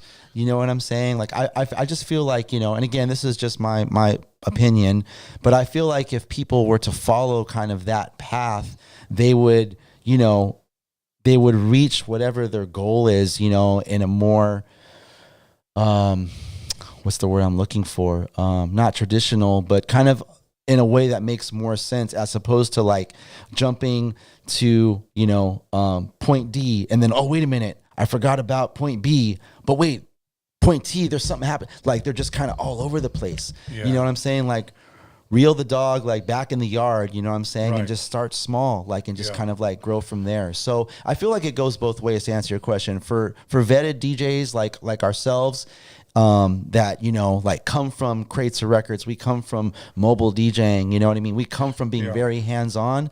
It's a big jump. It is overwhelming, you know, because I know it was for me in 2004 or 5, whenever that technology came out. It's a lot to digest at first, but it's like anything else. The more you stick with it, the more you practice it, you'll get good at it. You'll learn it, and then you'll start to, like, you know, get comfortable on it, and then you'll start to thrive on it. But then, you know, like I said, conversely, for like the newer school DJs, like that have all these resources and all this, oh my God, you walk into Guitar Center and there's like 400 different things you can buy. Like, you know, talk to people, reach out to people, like, you know, send somebody a DM on Instagram, or come by the Beat Junkie Institute of Sound, talk to Chalk, talk to Babu, talk to any one of us, Rhett Maddock, you know what I mean? Like, ask us questions. Like, that's why we started the school, you know what I mean? It wasn't so much to like, oh, we're the Beat Junkies and it's our way or the highway. Like, that's not why we started the school. Like, we started the school because, yes, we have like our method, and like, you know, we're cut from a certain cloth, but we're, you know what I'm saying? We play parties too. Like, you know, we get out and play on controllers and CDJs if that's the only gear that's there. Obviously, if you want like the 2 turntable stuff and the trick mixing and the beat juggling and like the names of all the scratches, like we'll teach you all that too. But there's, you know, like do some research, take your time. Like, so that's for all the younger generation that's looking to get into DJing. There was a guy that I think it was maybe like 40 years ago. He hit me up and he said, "Hey man, do you still spin?" And I was like, "A little bit, bro, but nothing too serious." And he said, "I want to start DJing. I know I'm older cat. He's in his 40s." He asked me, "What do I learn first, scratching or mixing?" And I said, "That's a really good question." I said, "So I want to, what kind of DJ do you want to be?" Right. So I asked him. And he said, "What do you mean there's different kinds?" I said, "Well, today I meet guys that say they're just battle DJs. And then I meet guys that just say, all I do is spin, you know, I just blend." He said, "Well, I want to do weddings and quinceañeras. I want to get hired, then just learn how to blend first, bro." Right. Nobody's going to dance to your scratching at a wedding, bro. Okay. Exactly. Yeah. So just learn how to blend. And he goes, "How do I do that?" And I said, "Look, you got equipment? Yeah, I'll show you." So I go, "Do you have any doubles?" I showed him just how to line up, how to blend. I think he had friends, Houdini. So I just turn it over, and then I'll show you how to line them up. Now you get another record that's probably close. You're going to have to learn music, bro. This is the hard part. So you say that it's 94 BPMs, and I had to explain that to him. Find a song that's the tempo's almost the same, right? And then just try to find what blends in. And he actually ended up getting pretty good, and he's DJing now and stuff like that. But after he learned that, he didn't want to learn how to DJ no more. He was just content. He was happy. Right. So, well, that was his goal. That was what kind of like, that was his vision of what he had in mind. So say, hypothetically, you have a 19-year-old son, okay? And he says, "Dad, I want to learn how to spin. Like, I really do. I want to do this." What would be the first thing you would teach him first? Blending or cutting and scratching? I would try and balance both. And so at our school, we have a program that we call Intro to DJing, which is basically anyone that's like super green or ever been curious about the craft or like, you know, admire DJing from afar. And so this is a perfect like entry level course. It's 8 weeks. We meet for 1 hour once a week. You know, so at the end of that, you know, we teach over the course of those 8 weeks, we teach a few of the what we call foundation scratches. So like the baby scratch and like maybe like 2 or 3 other really kind of rudimentary techniques, right? Just so they can, that's more so they can kind of like learn a little bit. They can like, you know, take our course and say, "Oh, I learned these 3 or 4 scratches." And also to get them comfortable with mechanics, like moving, whether it's a platter on a CDJ or a controller or a turntable, building that muscle memory and just getting them acclimated. And then at the end of the 8 weeks, we also have them basically learn how to beat match. So to answer your question, I would try and I would approach, you know, my lessons or curriculum that way. Like, you know, teach them. I definitely feel the baby scratch is very important. And when the courses that I've taught at the Beat Junkie Institute of Sound, it's really cool, like the way we present our classes. It's like I like to think of it as like half dialogue, half dialogue, half technique. So like we talk a lot about history. We talk, you know, we'll do drills, and then we'll stop and talk to the students. But the baby scratch is something that, you know, it didn't really dawn on me until I started teaching. And then I realized, like, outside of the baby scratch just being, again, that forward back, that 2 motion scratch, to put it into perspective for all the non-DJs out there, if you've ever gone into a club or a bar or anywhere where someone's DJing and you see them this and they're doing this, but you can't hear the scratch, they're doing the baby scratch. And the reason they're doing that is because they're rhythmically queuing up to drop that next record on the one to keep the mix going on the one. So that's, to me, something that, again, that didn't occur to me until I started teaching. The baby scratch is a very, very, like, critical scratch to know. Like, it's just like a really good way to kind of just ramp up, lock in with that rhythm. Like you said, if you're playing Houdini Friends and it's 95 BPMs, well, you need to be rhythmically scratching at 95 BPMs, the baby scratch, as opposed to just holding the record. Okay, here comes the chorus, and just release it. Right. You want to kind of be in the pocket, and that's the baby scratch. That's the baby scratch. So, and then, in other words, timing. Exactly. Kind of just teaching them some rhythm. I mean, rhythm's not something that can be taught, but at least to kind of like explain to them why it makes sense to be able to at least do the baby scratch. Okay. And keep in time, stay in the pocket. Of course, every DJ does that in the headphone. Yeah. And so we've had students, and again, they're new, they'll hold the record and they'll wait and they'll release it. And then, Tony, sometimes, like, if you're on a turntable, sometimes the record goes, you know what I mean? Yes. Like, it's like a slow, because whatever, the record grips the turntable too hard, so you get that slow. So you need to be in the pocket, and just, you give yourself a better chance of just bam, like just dead on the one and having a nice clean mix, and then to further that, the baby scratch, when you want to get a little more advanced and actually, okay, I want to learn how to scratch. Well, that baby scratch, once you work in the crossfader, that becomes the chirp scratch. Yeah. And then you can, just between those two techniques, you can create your own pattern. You can go, you know what I mean? Just from those sheer two techniques alone, you can create these scratch combos, right? Yeah. So yeah, that's the way I would approach, like teaching. You make it sound like it's a recipe. A new student. It kind of is. Like I told you, we were going to nerd out. So that's dope. So yeah. Okay, headphones. Okay. I was talking to, what's that, bro? Go ahead, ask him. Can I ask a question real quick? Okay, have you ever had anyone that's came in that just has a terrible taste in music, and like maybe even their playlist is fucking shit? Like, you're just like, damn, what the fuck are you listening to, bro? Yeah. You ever get anybody like that? No, I wouldn't say terrible, but we've had not even that many. I mean, maybe you don't like, have to put no artists. No. Like a few that have like some unique taste in music, I would say, and like they're looking to play. I wouldn't even like, not even jazz, but like music that's not like quantized. That's not like 4 on the floor, 1, 2, 3, 4. That's not like your traditional structure. And the reason that we like to kind of stick to that, especially when we're teaching students for the first time, is that everything's mappable in the sense that, okay, guys, the intro to this song is 4 bars. The first verse, 16 bars. The chorus, 8 bars. Guess what? That second verse, same as the first, 16 bars. That second chorus, it's the same. It's 8 bars. So we like to stick to those formats. But some students, I mean, everyone has their personal musical taste. But yes, I mean, right away, the first thing they think of is like, I want to start mixing the music that I've been listening to, you know what I mean, that I've been driving to.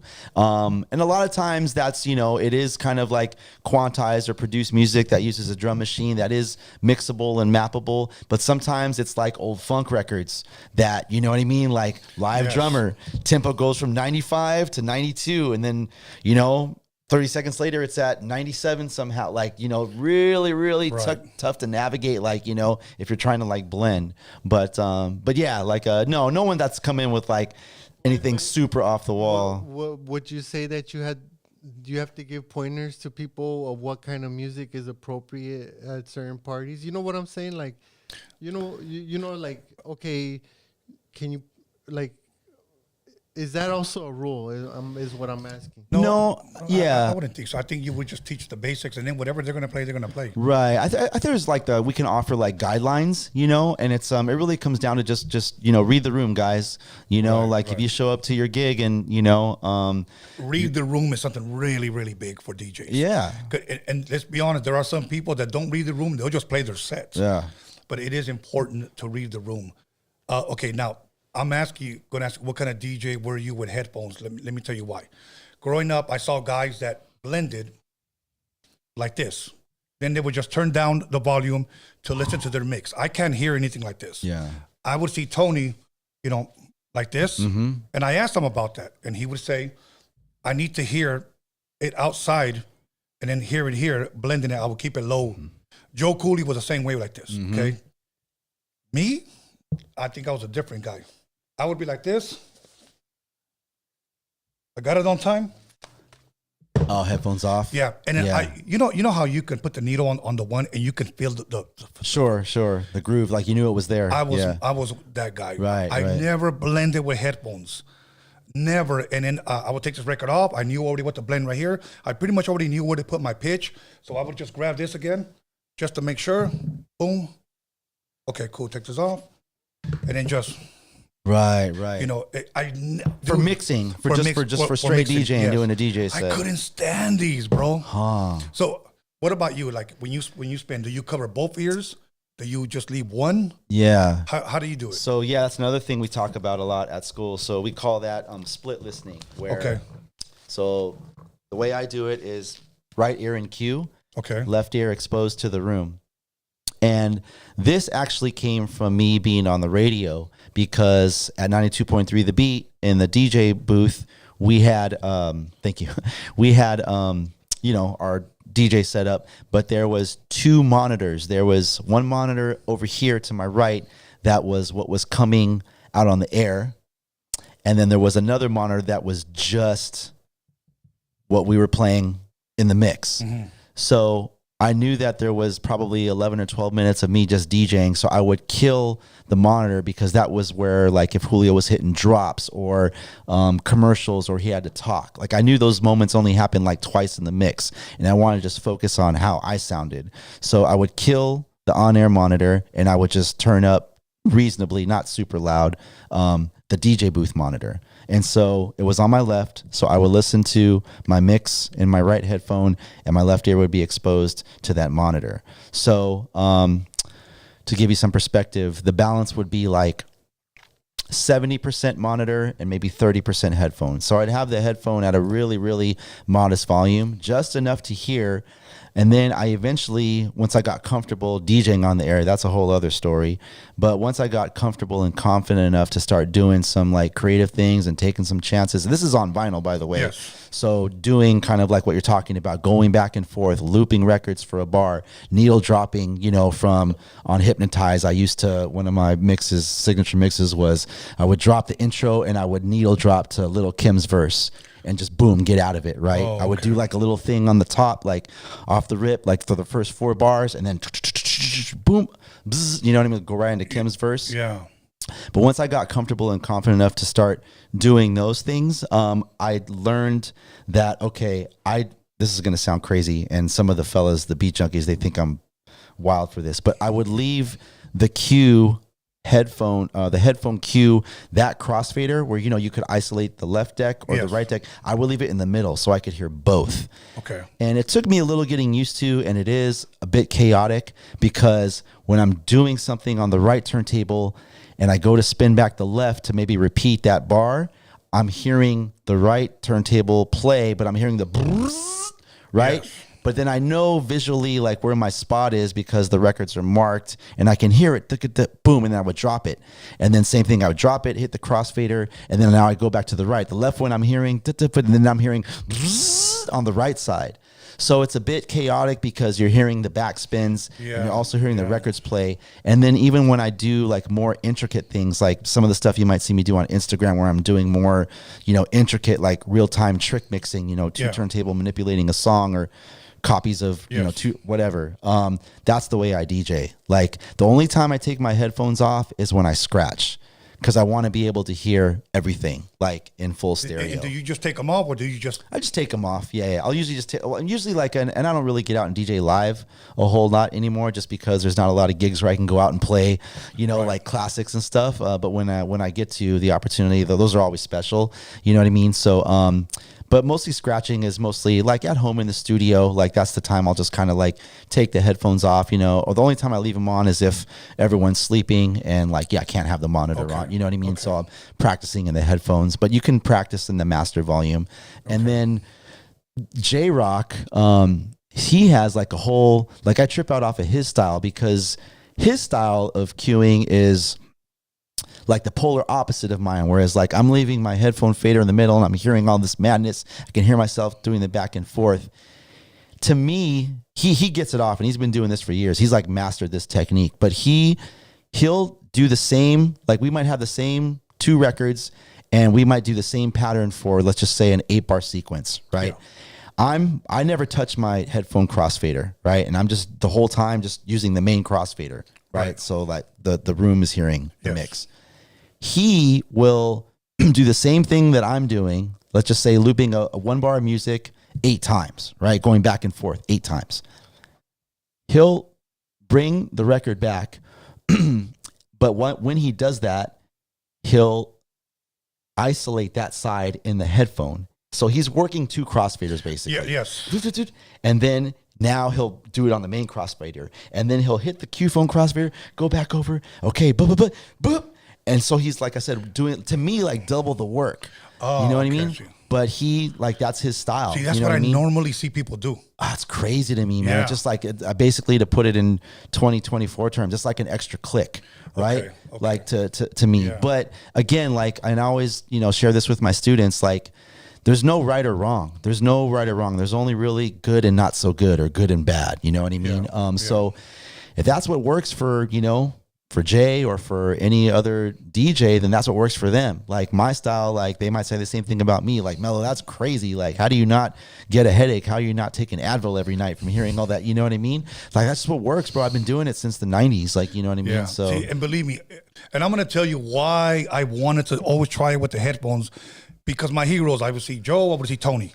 And I'm like, I want to be like that, but it never worked for me. So, when we put our stickers at the top, let's just say you have the puck up. So you put the sticker right there. That's the one right there. Right. So I would put the needle right here. And then once I'd feel it, okay, I'm ready to go. Then I get the other record. That's when I'm ready to go back and forth. So I never use headphones. I just looked at my dots. Right. The record markers. Right. That was it. But so even I tried with the headphones and it just did it. Now, blending, I listen to it. Once I got it blended in the headphone, I just take them off and then I just start with the one. Boom, boom, boom, so the cap just will go, and then just let this record play. Right. But that was pretty much it. And my DJ days are pretty much over. Even though I still like spinning. Yeah, no, I know you'd still get down, man. It's like you say, it's like riding a bike. It come right back to you. I want to spin for Tone. Like I really, really do. Not for his approval or anything like that. It would only be for that I don't believe I've ever spent in front of him ever. Mm-hmm. I spent in front of Joe. I spent in front of a lot of people when I toured. But I just wanted him to see, like, this is what I had, bro. This is pretty much probably my late 80s, early 90s routine. Yeah. Now, you got a song like Planet Rock. How many BPMs do you think? What, about 125? That's probably, around there, okay. 125. So, and then you have, what was it? Drivers and Tracks, 122? 122, yeah. Okay, then you have, let's just say, Play at Your Own Risk, Looking for the Perfect Beat, those up-tempo songs. Mm-hmm. Say that somebody tells you, Melo-D, I want you to work up a routine. You got 1 minute to cut one of these 125 BPM songs. Which would you choose? Ooh.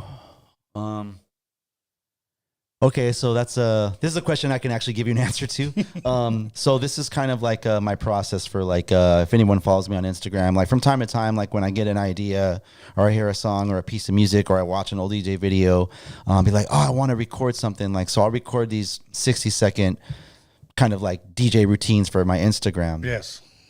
So there's a process that I kind of go through for that. And the first step is kind of just, like I said, it starts with the music. So to answer your question, I would probably, if I have to choose from these 5 records, I need to let me sit with these 5 records. Let me really listen to them, because I know Planet Rock, there's bonus beats. Right. The rockin' don't stop. Like at the end, like there's Planet Rock, the joint alone is like, 7.5 minutes. Like there's probably a gang of dope parts in there. Right. So like just to, again, give you some context, I would start there. Like just listen to each record and probably re-listen and re-listen. Just listening for something that I could find or that would like grab me, I think I can mess with this. And then step 2 is like actually, attempting to put something together Sometimes, okay, I can hear the potential. Sometimes like, it's not really coming out like I kind of envisioned. Let me maybe try this other song. But let's just say like, the idea that I have after hearing the song, it starts to kind of resonate and like, oh, I think this can work. Then I'll start to kind of push it. And then step 3 is kind of like, okay, for Instagram, like I got to keep it to 60 seconds, but I have these 11 patterns that I really, really want to get off. So I'll basically sit at home. I'll get the stopwatch on my phone and I'll time myself. Like I'll go through like the routine or the patterns and I have to get it down to a minute. So a lot of it's kind of just like trimming the fat, you know what I mean? And sometimes what I have to do is, again, this is me coming from like, the school of the 80s and 90s where, trying to like, if I'm doing one pattern, I want to serve that pattern for at least 4 bars so that, the audience can just like, they can, oh, okay, like it'll sink in. But sometimes for the sake of being, under a 60-second time constraint, maybe I can only get that pattern off twice or sometimes once. Mm-hmm. But I really want to keep that pattern. So anyhow, it's really just kind of like sciencing it out alongside the clock. And then the final step is hitting the record button and trying to get like a decent take. And so that's kind of how I put like routines together. And that's the way I would approach a routine like that, Okay. So if it was, if you told me I had 2 minutes or Melo, you got 4 minutes. Oh, maybe I can work in 2 or 3 of these records. You know what I mean? So it just depends. So you don't have like a favorite, like up tempo, like a dance with the drummer's beat, it's time, whatever. Do you have like a favorite? Oh, like for up tempo? Yeah. Probably It's Time is probably my go-to. That up tempo shit for me was the best, bro. Yeah. That's when I got off my better scratching.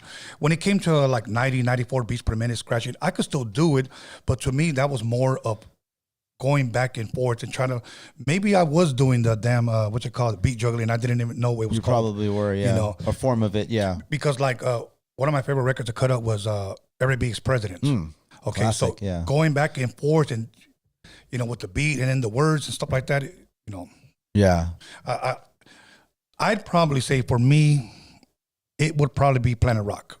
Planet Rock was a good one too. Because the bonus beats, yes. boom, boom, boom, yes. boom. Ooh, that was just hard. Because you have the vocal, then you have the instrumental, the bonus beats. So I would have more of a variety, and I'd probably do that one. Yeah, yeah. But It's Time also had a bonus beats. Remember? Yeah. Oh yeah. That's right. On the A side. Yeah. But what was once? Look, and I'm gonna shamefully admit this. I can cut up any up tempo record.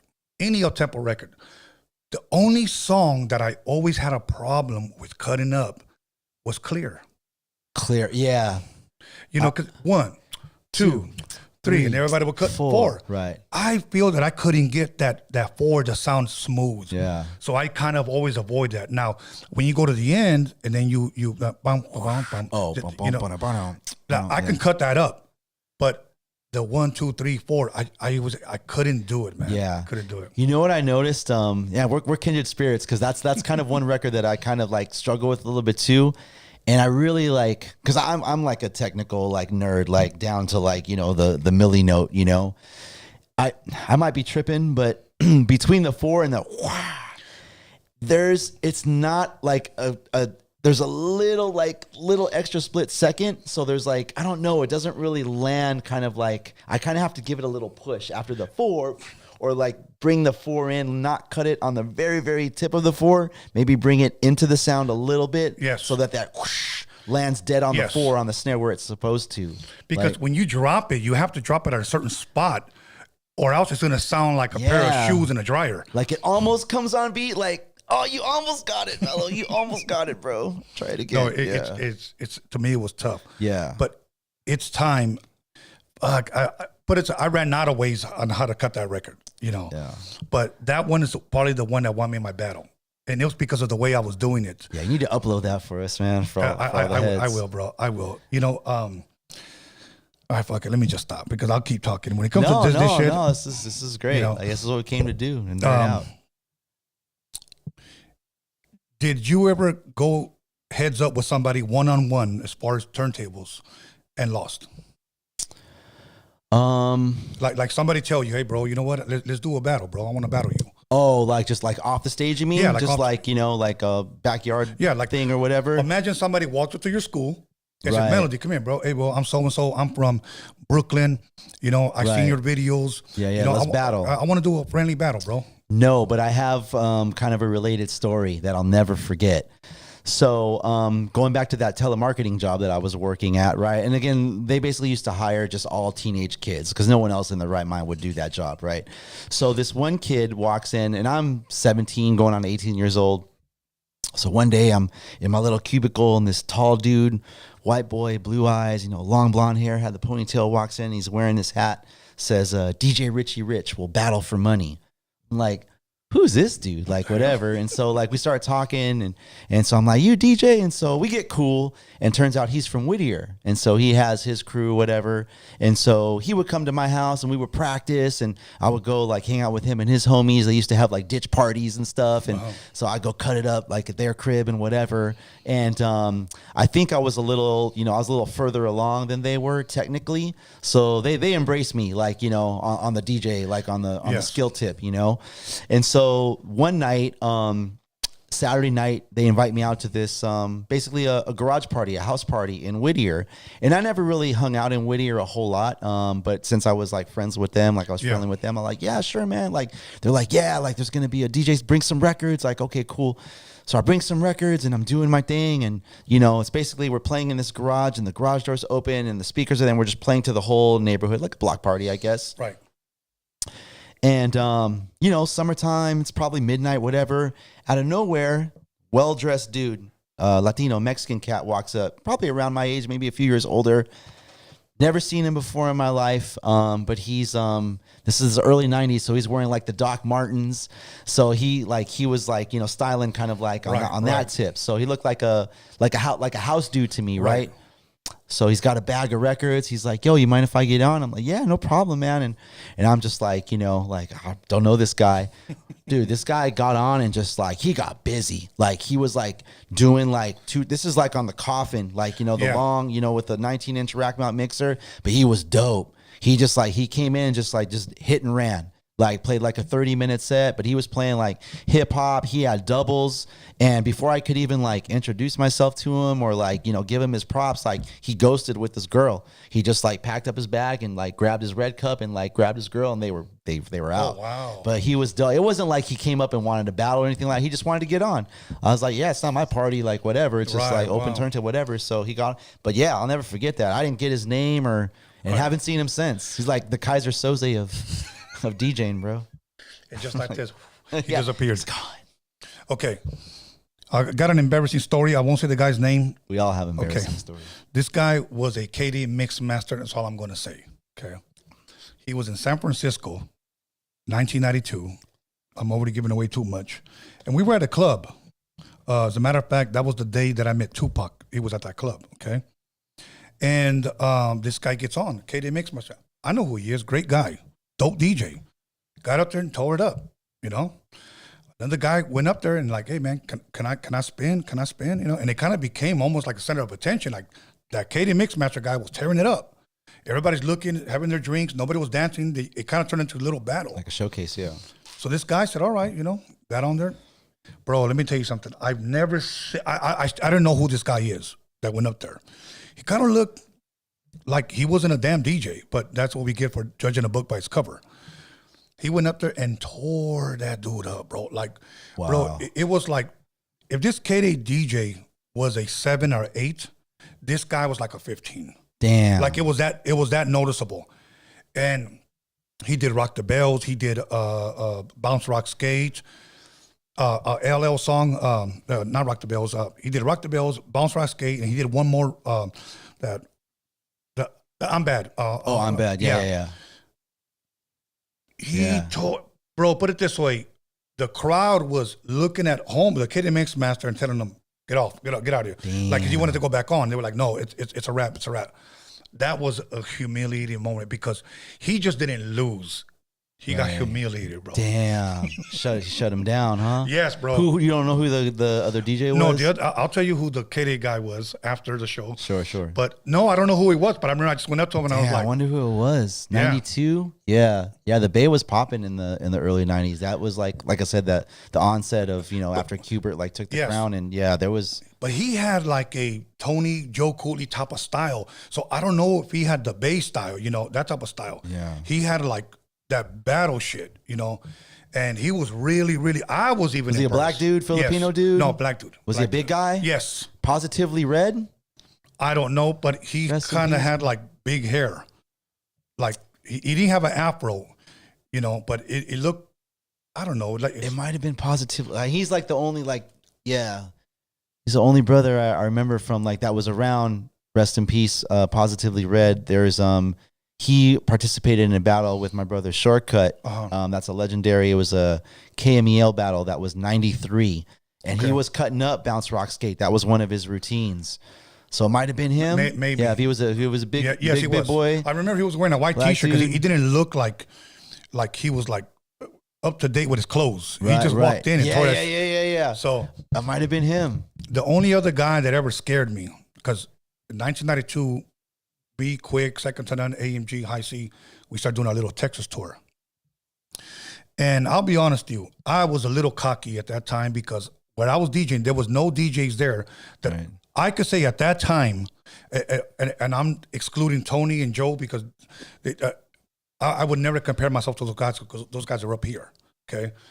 But when I was touring over there, I was looking for DJs. Who's dope around here? Right. And then one guy goes, well, EPMD got a DJ right there. He's pretty good. And I was like, oh, okay. I didn't know who in the hell he was. And then I saw him practicing, and it was Scratch. Yeah.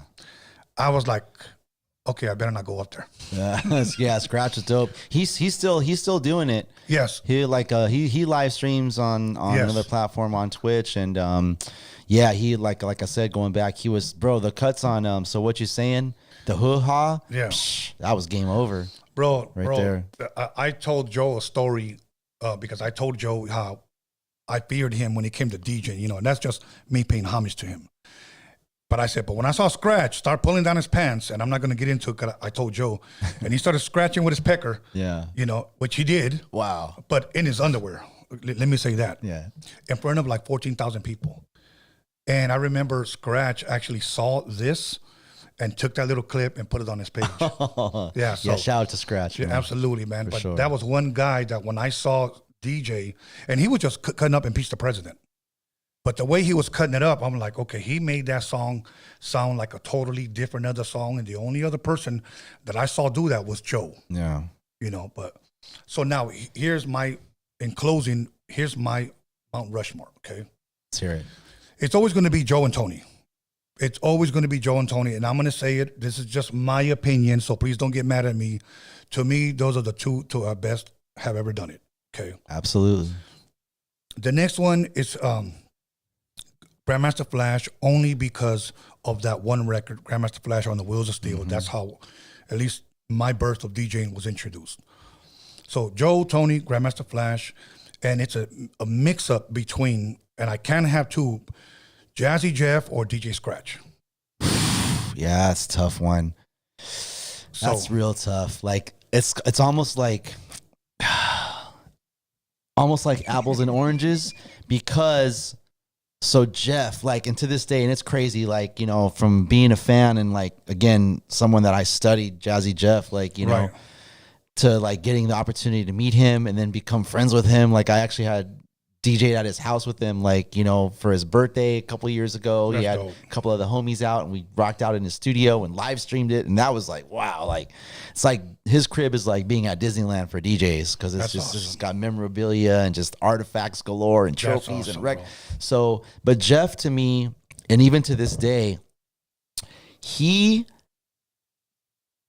people will say this about me jokingly, I think, oh bro, do you ever make a mistake? Or I get some really nice feedback and stuff, and I appreciate the love, and he never messes up, and I do. I'm human, you know what I mean? But Jeff, I've never heard Jeff miss a beat ever in the mix, cutting, like, and he'll do everything. He'll do the he'll loop, he'll go back and forth, he'll grab something and cut on you for 4 bars, sometimes 8. Sometimes he'll do the old school, hit the up and down fader and go a cappella. Super funky, just finessing the crossfader and just clean, just in the pocket all day. Scratch has that flavor too, but Scratch, he does a lot of the theatrics. He'll do the body tricks. He'll do the behind the back. He'll pull his sweater over his head and mix blind for you. You know what I mean? He's clever with wordplay. Not that Jeff isn't, but he's more animated and he does more of those body tricks. So it's like, it's hard. I'm not mad at you for the tie thing. You know what I'm saying? Like, but they're both dope. They both have their own style. You know what I mean? And those are, at the end of the day, 2 of my heroes for sure. Yeah, bro. You know what? And let me tell you a Dr. Dre story. Sir Jinx was the first time I went over there. He knew that I knew how to spin because Jinx would come to my house, and not only Dre had taught me how to use the SP1200. But Jinx was coming over and was continuously helping me. So he saw me cut it up, and he saw that I was quick on the turntables. And here's what he said. He goes, "Hey, you know Dre's living with me now, right?" And I was like, "Yeah." He goes, "I want you to come over and fuck him up." And I was like, "Nah, bro, He didn't realize that I saw Dr. Dre as Dr. Dre from the World Class Wrecking Crew. "Come on, man." And I was like, "Nah." He goes, "Oh, you're scared." And I was like, "Yeah, I am scared. That's Dr. Dre, bro." Dre, yeah. So he told me, hey, cut this record up for me. What's one of your favorite records? And I said, this one. It was Bang Zoom by, the Real Roxanne. Hitman Howie T. So I'm cutting it up, and I didn't realize that he had called Dre. And Dre was standing right behind me. And I turn around, and I see him, and then Jinx goes, "Come on, get on. Get on." He goes, nah, he got me. I don't know if he ever really meant that, or he just didn't want to spin, you know? Yeah. And then he goes, he got you. And I was like, nah, bro, I didn't get nobody, okay? But now, I never saw Drake cut like that to try to, like, battle. But I did see him record Scratch. And the way you say they're in the pocket, I never saw him make a mistake like that. Like, when he was like, quick, like, I was like, that shit was perfect. Like, and it was on, like, a metronome. You know, and I'm like, shit. So when I heard Dope Man and he did that, rock that shit. Yeah. I was like, get that. Yeah, Dre was nice. Yeah, I was like, wow. Bro. And I tell everybody, bro, all that scratching, all them hooks with scratches, that's all Roadium shit. He just implemented it in NWA. Yeah. So, like, Boys in the Hood, same thing. Oh yeah, and some of the scratches that Dre did, like, were so, like, at the forefront of the record, like, get that, right? Like, that was obvious, like, you know. But then, like, if you go back and listen to, like, Straight Outta Compton, right? The like, so simple, so subtle, but, like, man, just like the funk, like, by just, like, letting the sound play and just, like, clicking through it. But just sticking it, you know, that and the cuts he did on, like, the DOC's album, like, dude, Dre was, he's gnarly, like, just funky. Just that little something that simple, man. I was like, wow. Yeah.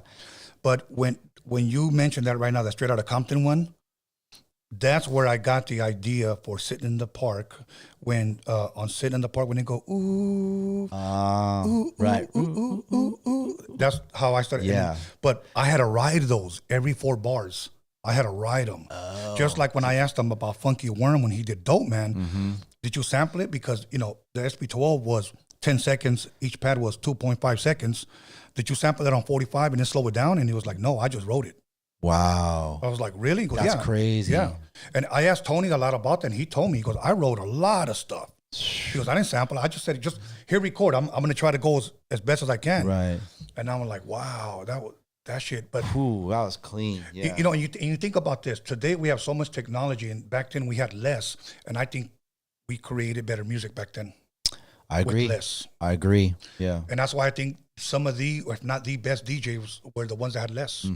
I agree. So it's so funny. I did a live stream earlier, and I labeled it kind of a Sunday practice session. And so I got stuck just playing just a bunch of 80s hip hop, some, like, you know, 95, 100 BPM records, and then some, like, bonus beats and electro around 115, 120.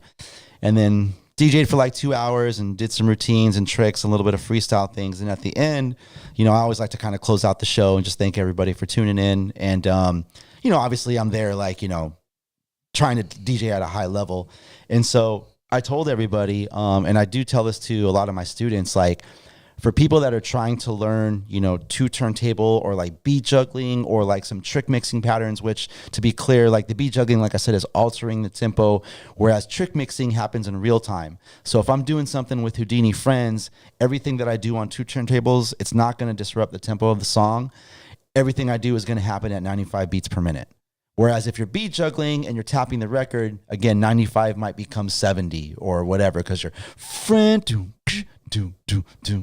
slowing it down. Yeah. So anyhow, I was telling my viewers that 80s hip hop, specifically like early 80s, like to mid 80s, a lot of those records are great practice tools. Like if you're looking to learn any of those tricks. That's exactly what they are. Because the reason I think so is because a lot of the, like you said, production and the rhymes and the lyrics, the music itself, like just the music alone was so minimal. Yes. It was still dope, but it was like minimal. It was literally like a drum machine. And then you had moments where if there was a head note and that was on the SP, the producer, Dre, whoever it was, would like, so now as a DJ, you can play with that, you can do something with that, but it's basically just drums, some lyrics maybe, and then maybe there was like a synthesizer. But the music itself was very minimal. It wasn't too busy, not like, 10, 11, 12 samples going on, which was dope, made for like dope hip hop. Yeah. But in terms of like DJ tools, like 80s hip hop is like, to this day is my go-to. Like, Rock the Bells, man, just I could go on, but yeah, for sure. There's something I want to cover before we close, because I know we got we went over.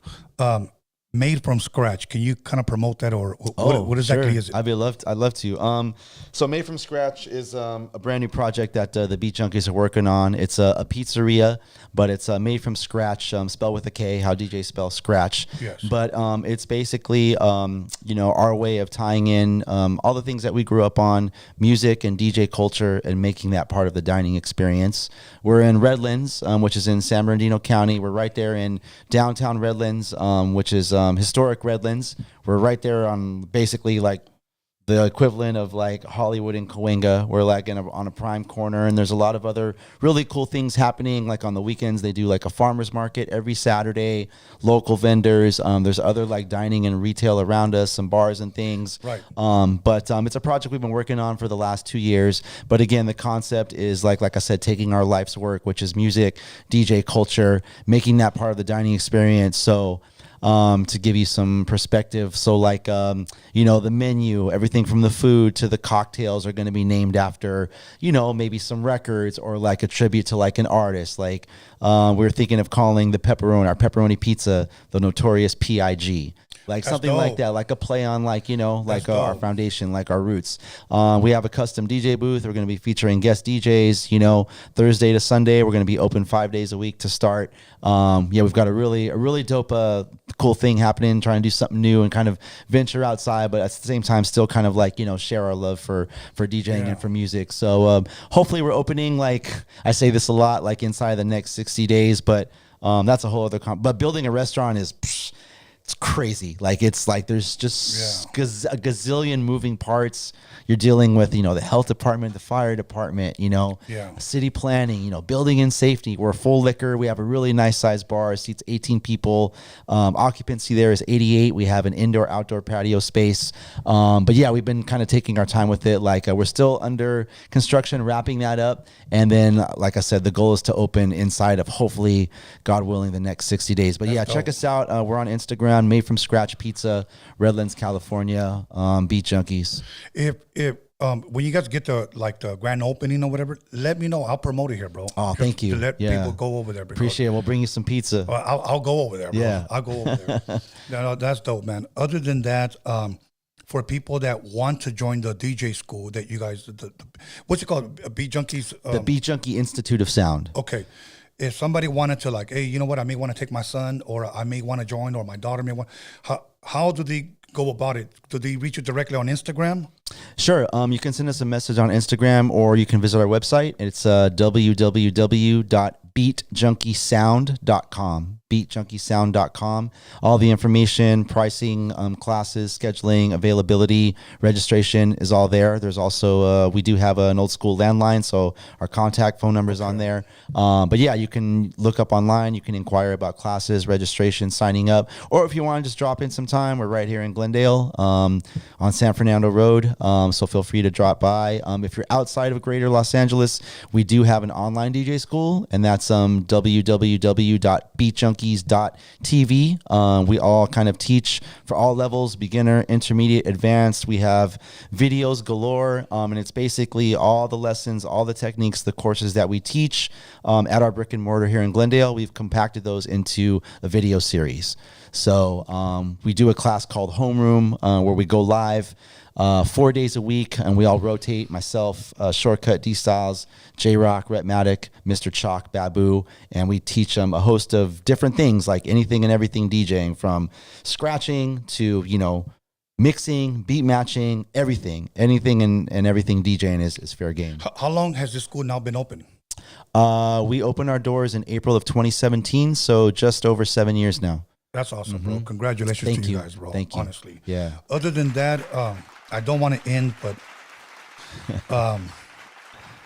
anything that I didn't ask you or anything else you care to promote? I know we promoted the school. We promoted Made from Scratch, pizza. Anything else?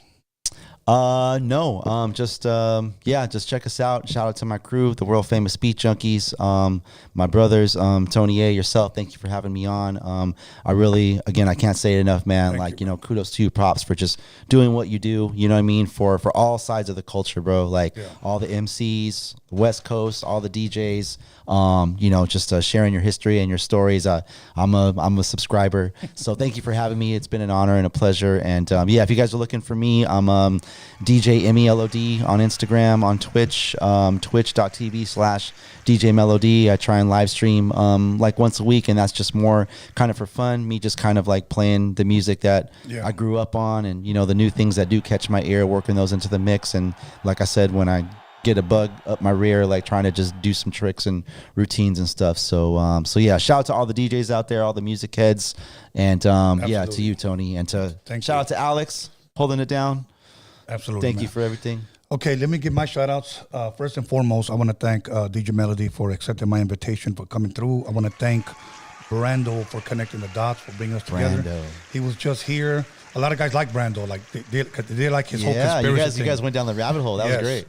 So thank you. Much love and respect, Brando. Also, I want to give a shout out to people that I believe are just, I just want to give them the flowers. Number one, Joe Cooley. Number two, Tony G. Much love and respect to all of you guys. Julio G, thank you. And I also want to give a shout out to my boy, DJ Rectangle. And once again, DJ Melo-D, like I said, in my opinion, one of the top 5 DJs, so. That means a lot coming from you. Thank you so much, Tony. All good, my brother. I appreciate the love. Much love and respect to the Beat Junkies. I wish you guys all well with the Start From Scratch, Made from Scratch pizza. Alex, you have anything over there? Okay. Other than that, man, you know what? Hopefully, maybe one day we can do a part 2. Yeah, I would love to. Please let me know when you guys get your opening day, and then we'll promote it here as well. Will do. Thank you, Tony. Much love, man. Thank you so much. Listen, you guys, this Saturday, coming up, I'll be in Bakersfield. It's going to be E40. It's going to be DJ Quick, Sugar Free, Exhibit, The Dog Pound. It's me, High C. We're back up on stage. Bobby D presents. We know it's going to be a sold-out show. But try to make it. Bakersfield, when I go live again this week, I'll put up the flyer, okay? But also, I'm going to put the flyer on my community, because I would sure love to meet a lot of you guys that are from Bakersfield that are going to be up there. I think it's 14,000 seating arena. True. So definitely, we're going to try to sell it out. But once again, Saturday, Bakersfield. Other than that, Alex, anything? We're good? All right. DJ Melo-D, much love, much respect. Beat Junkies, much love, much respect. We're out of here. See you guys here Wednesday.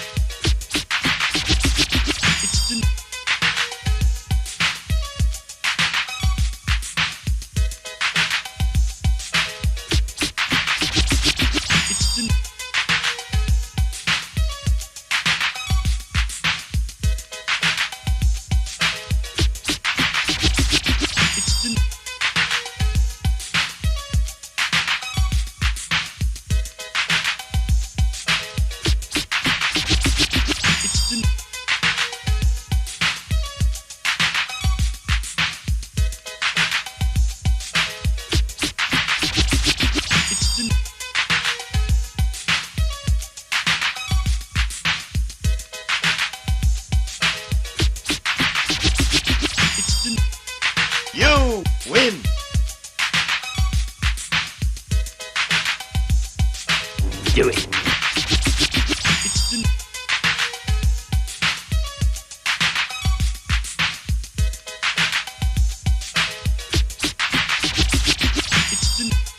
What's that, brother?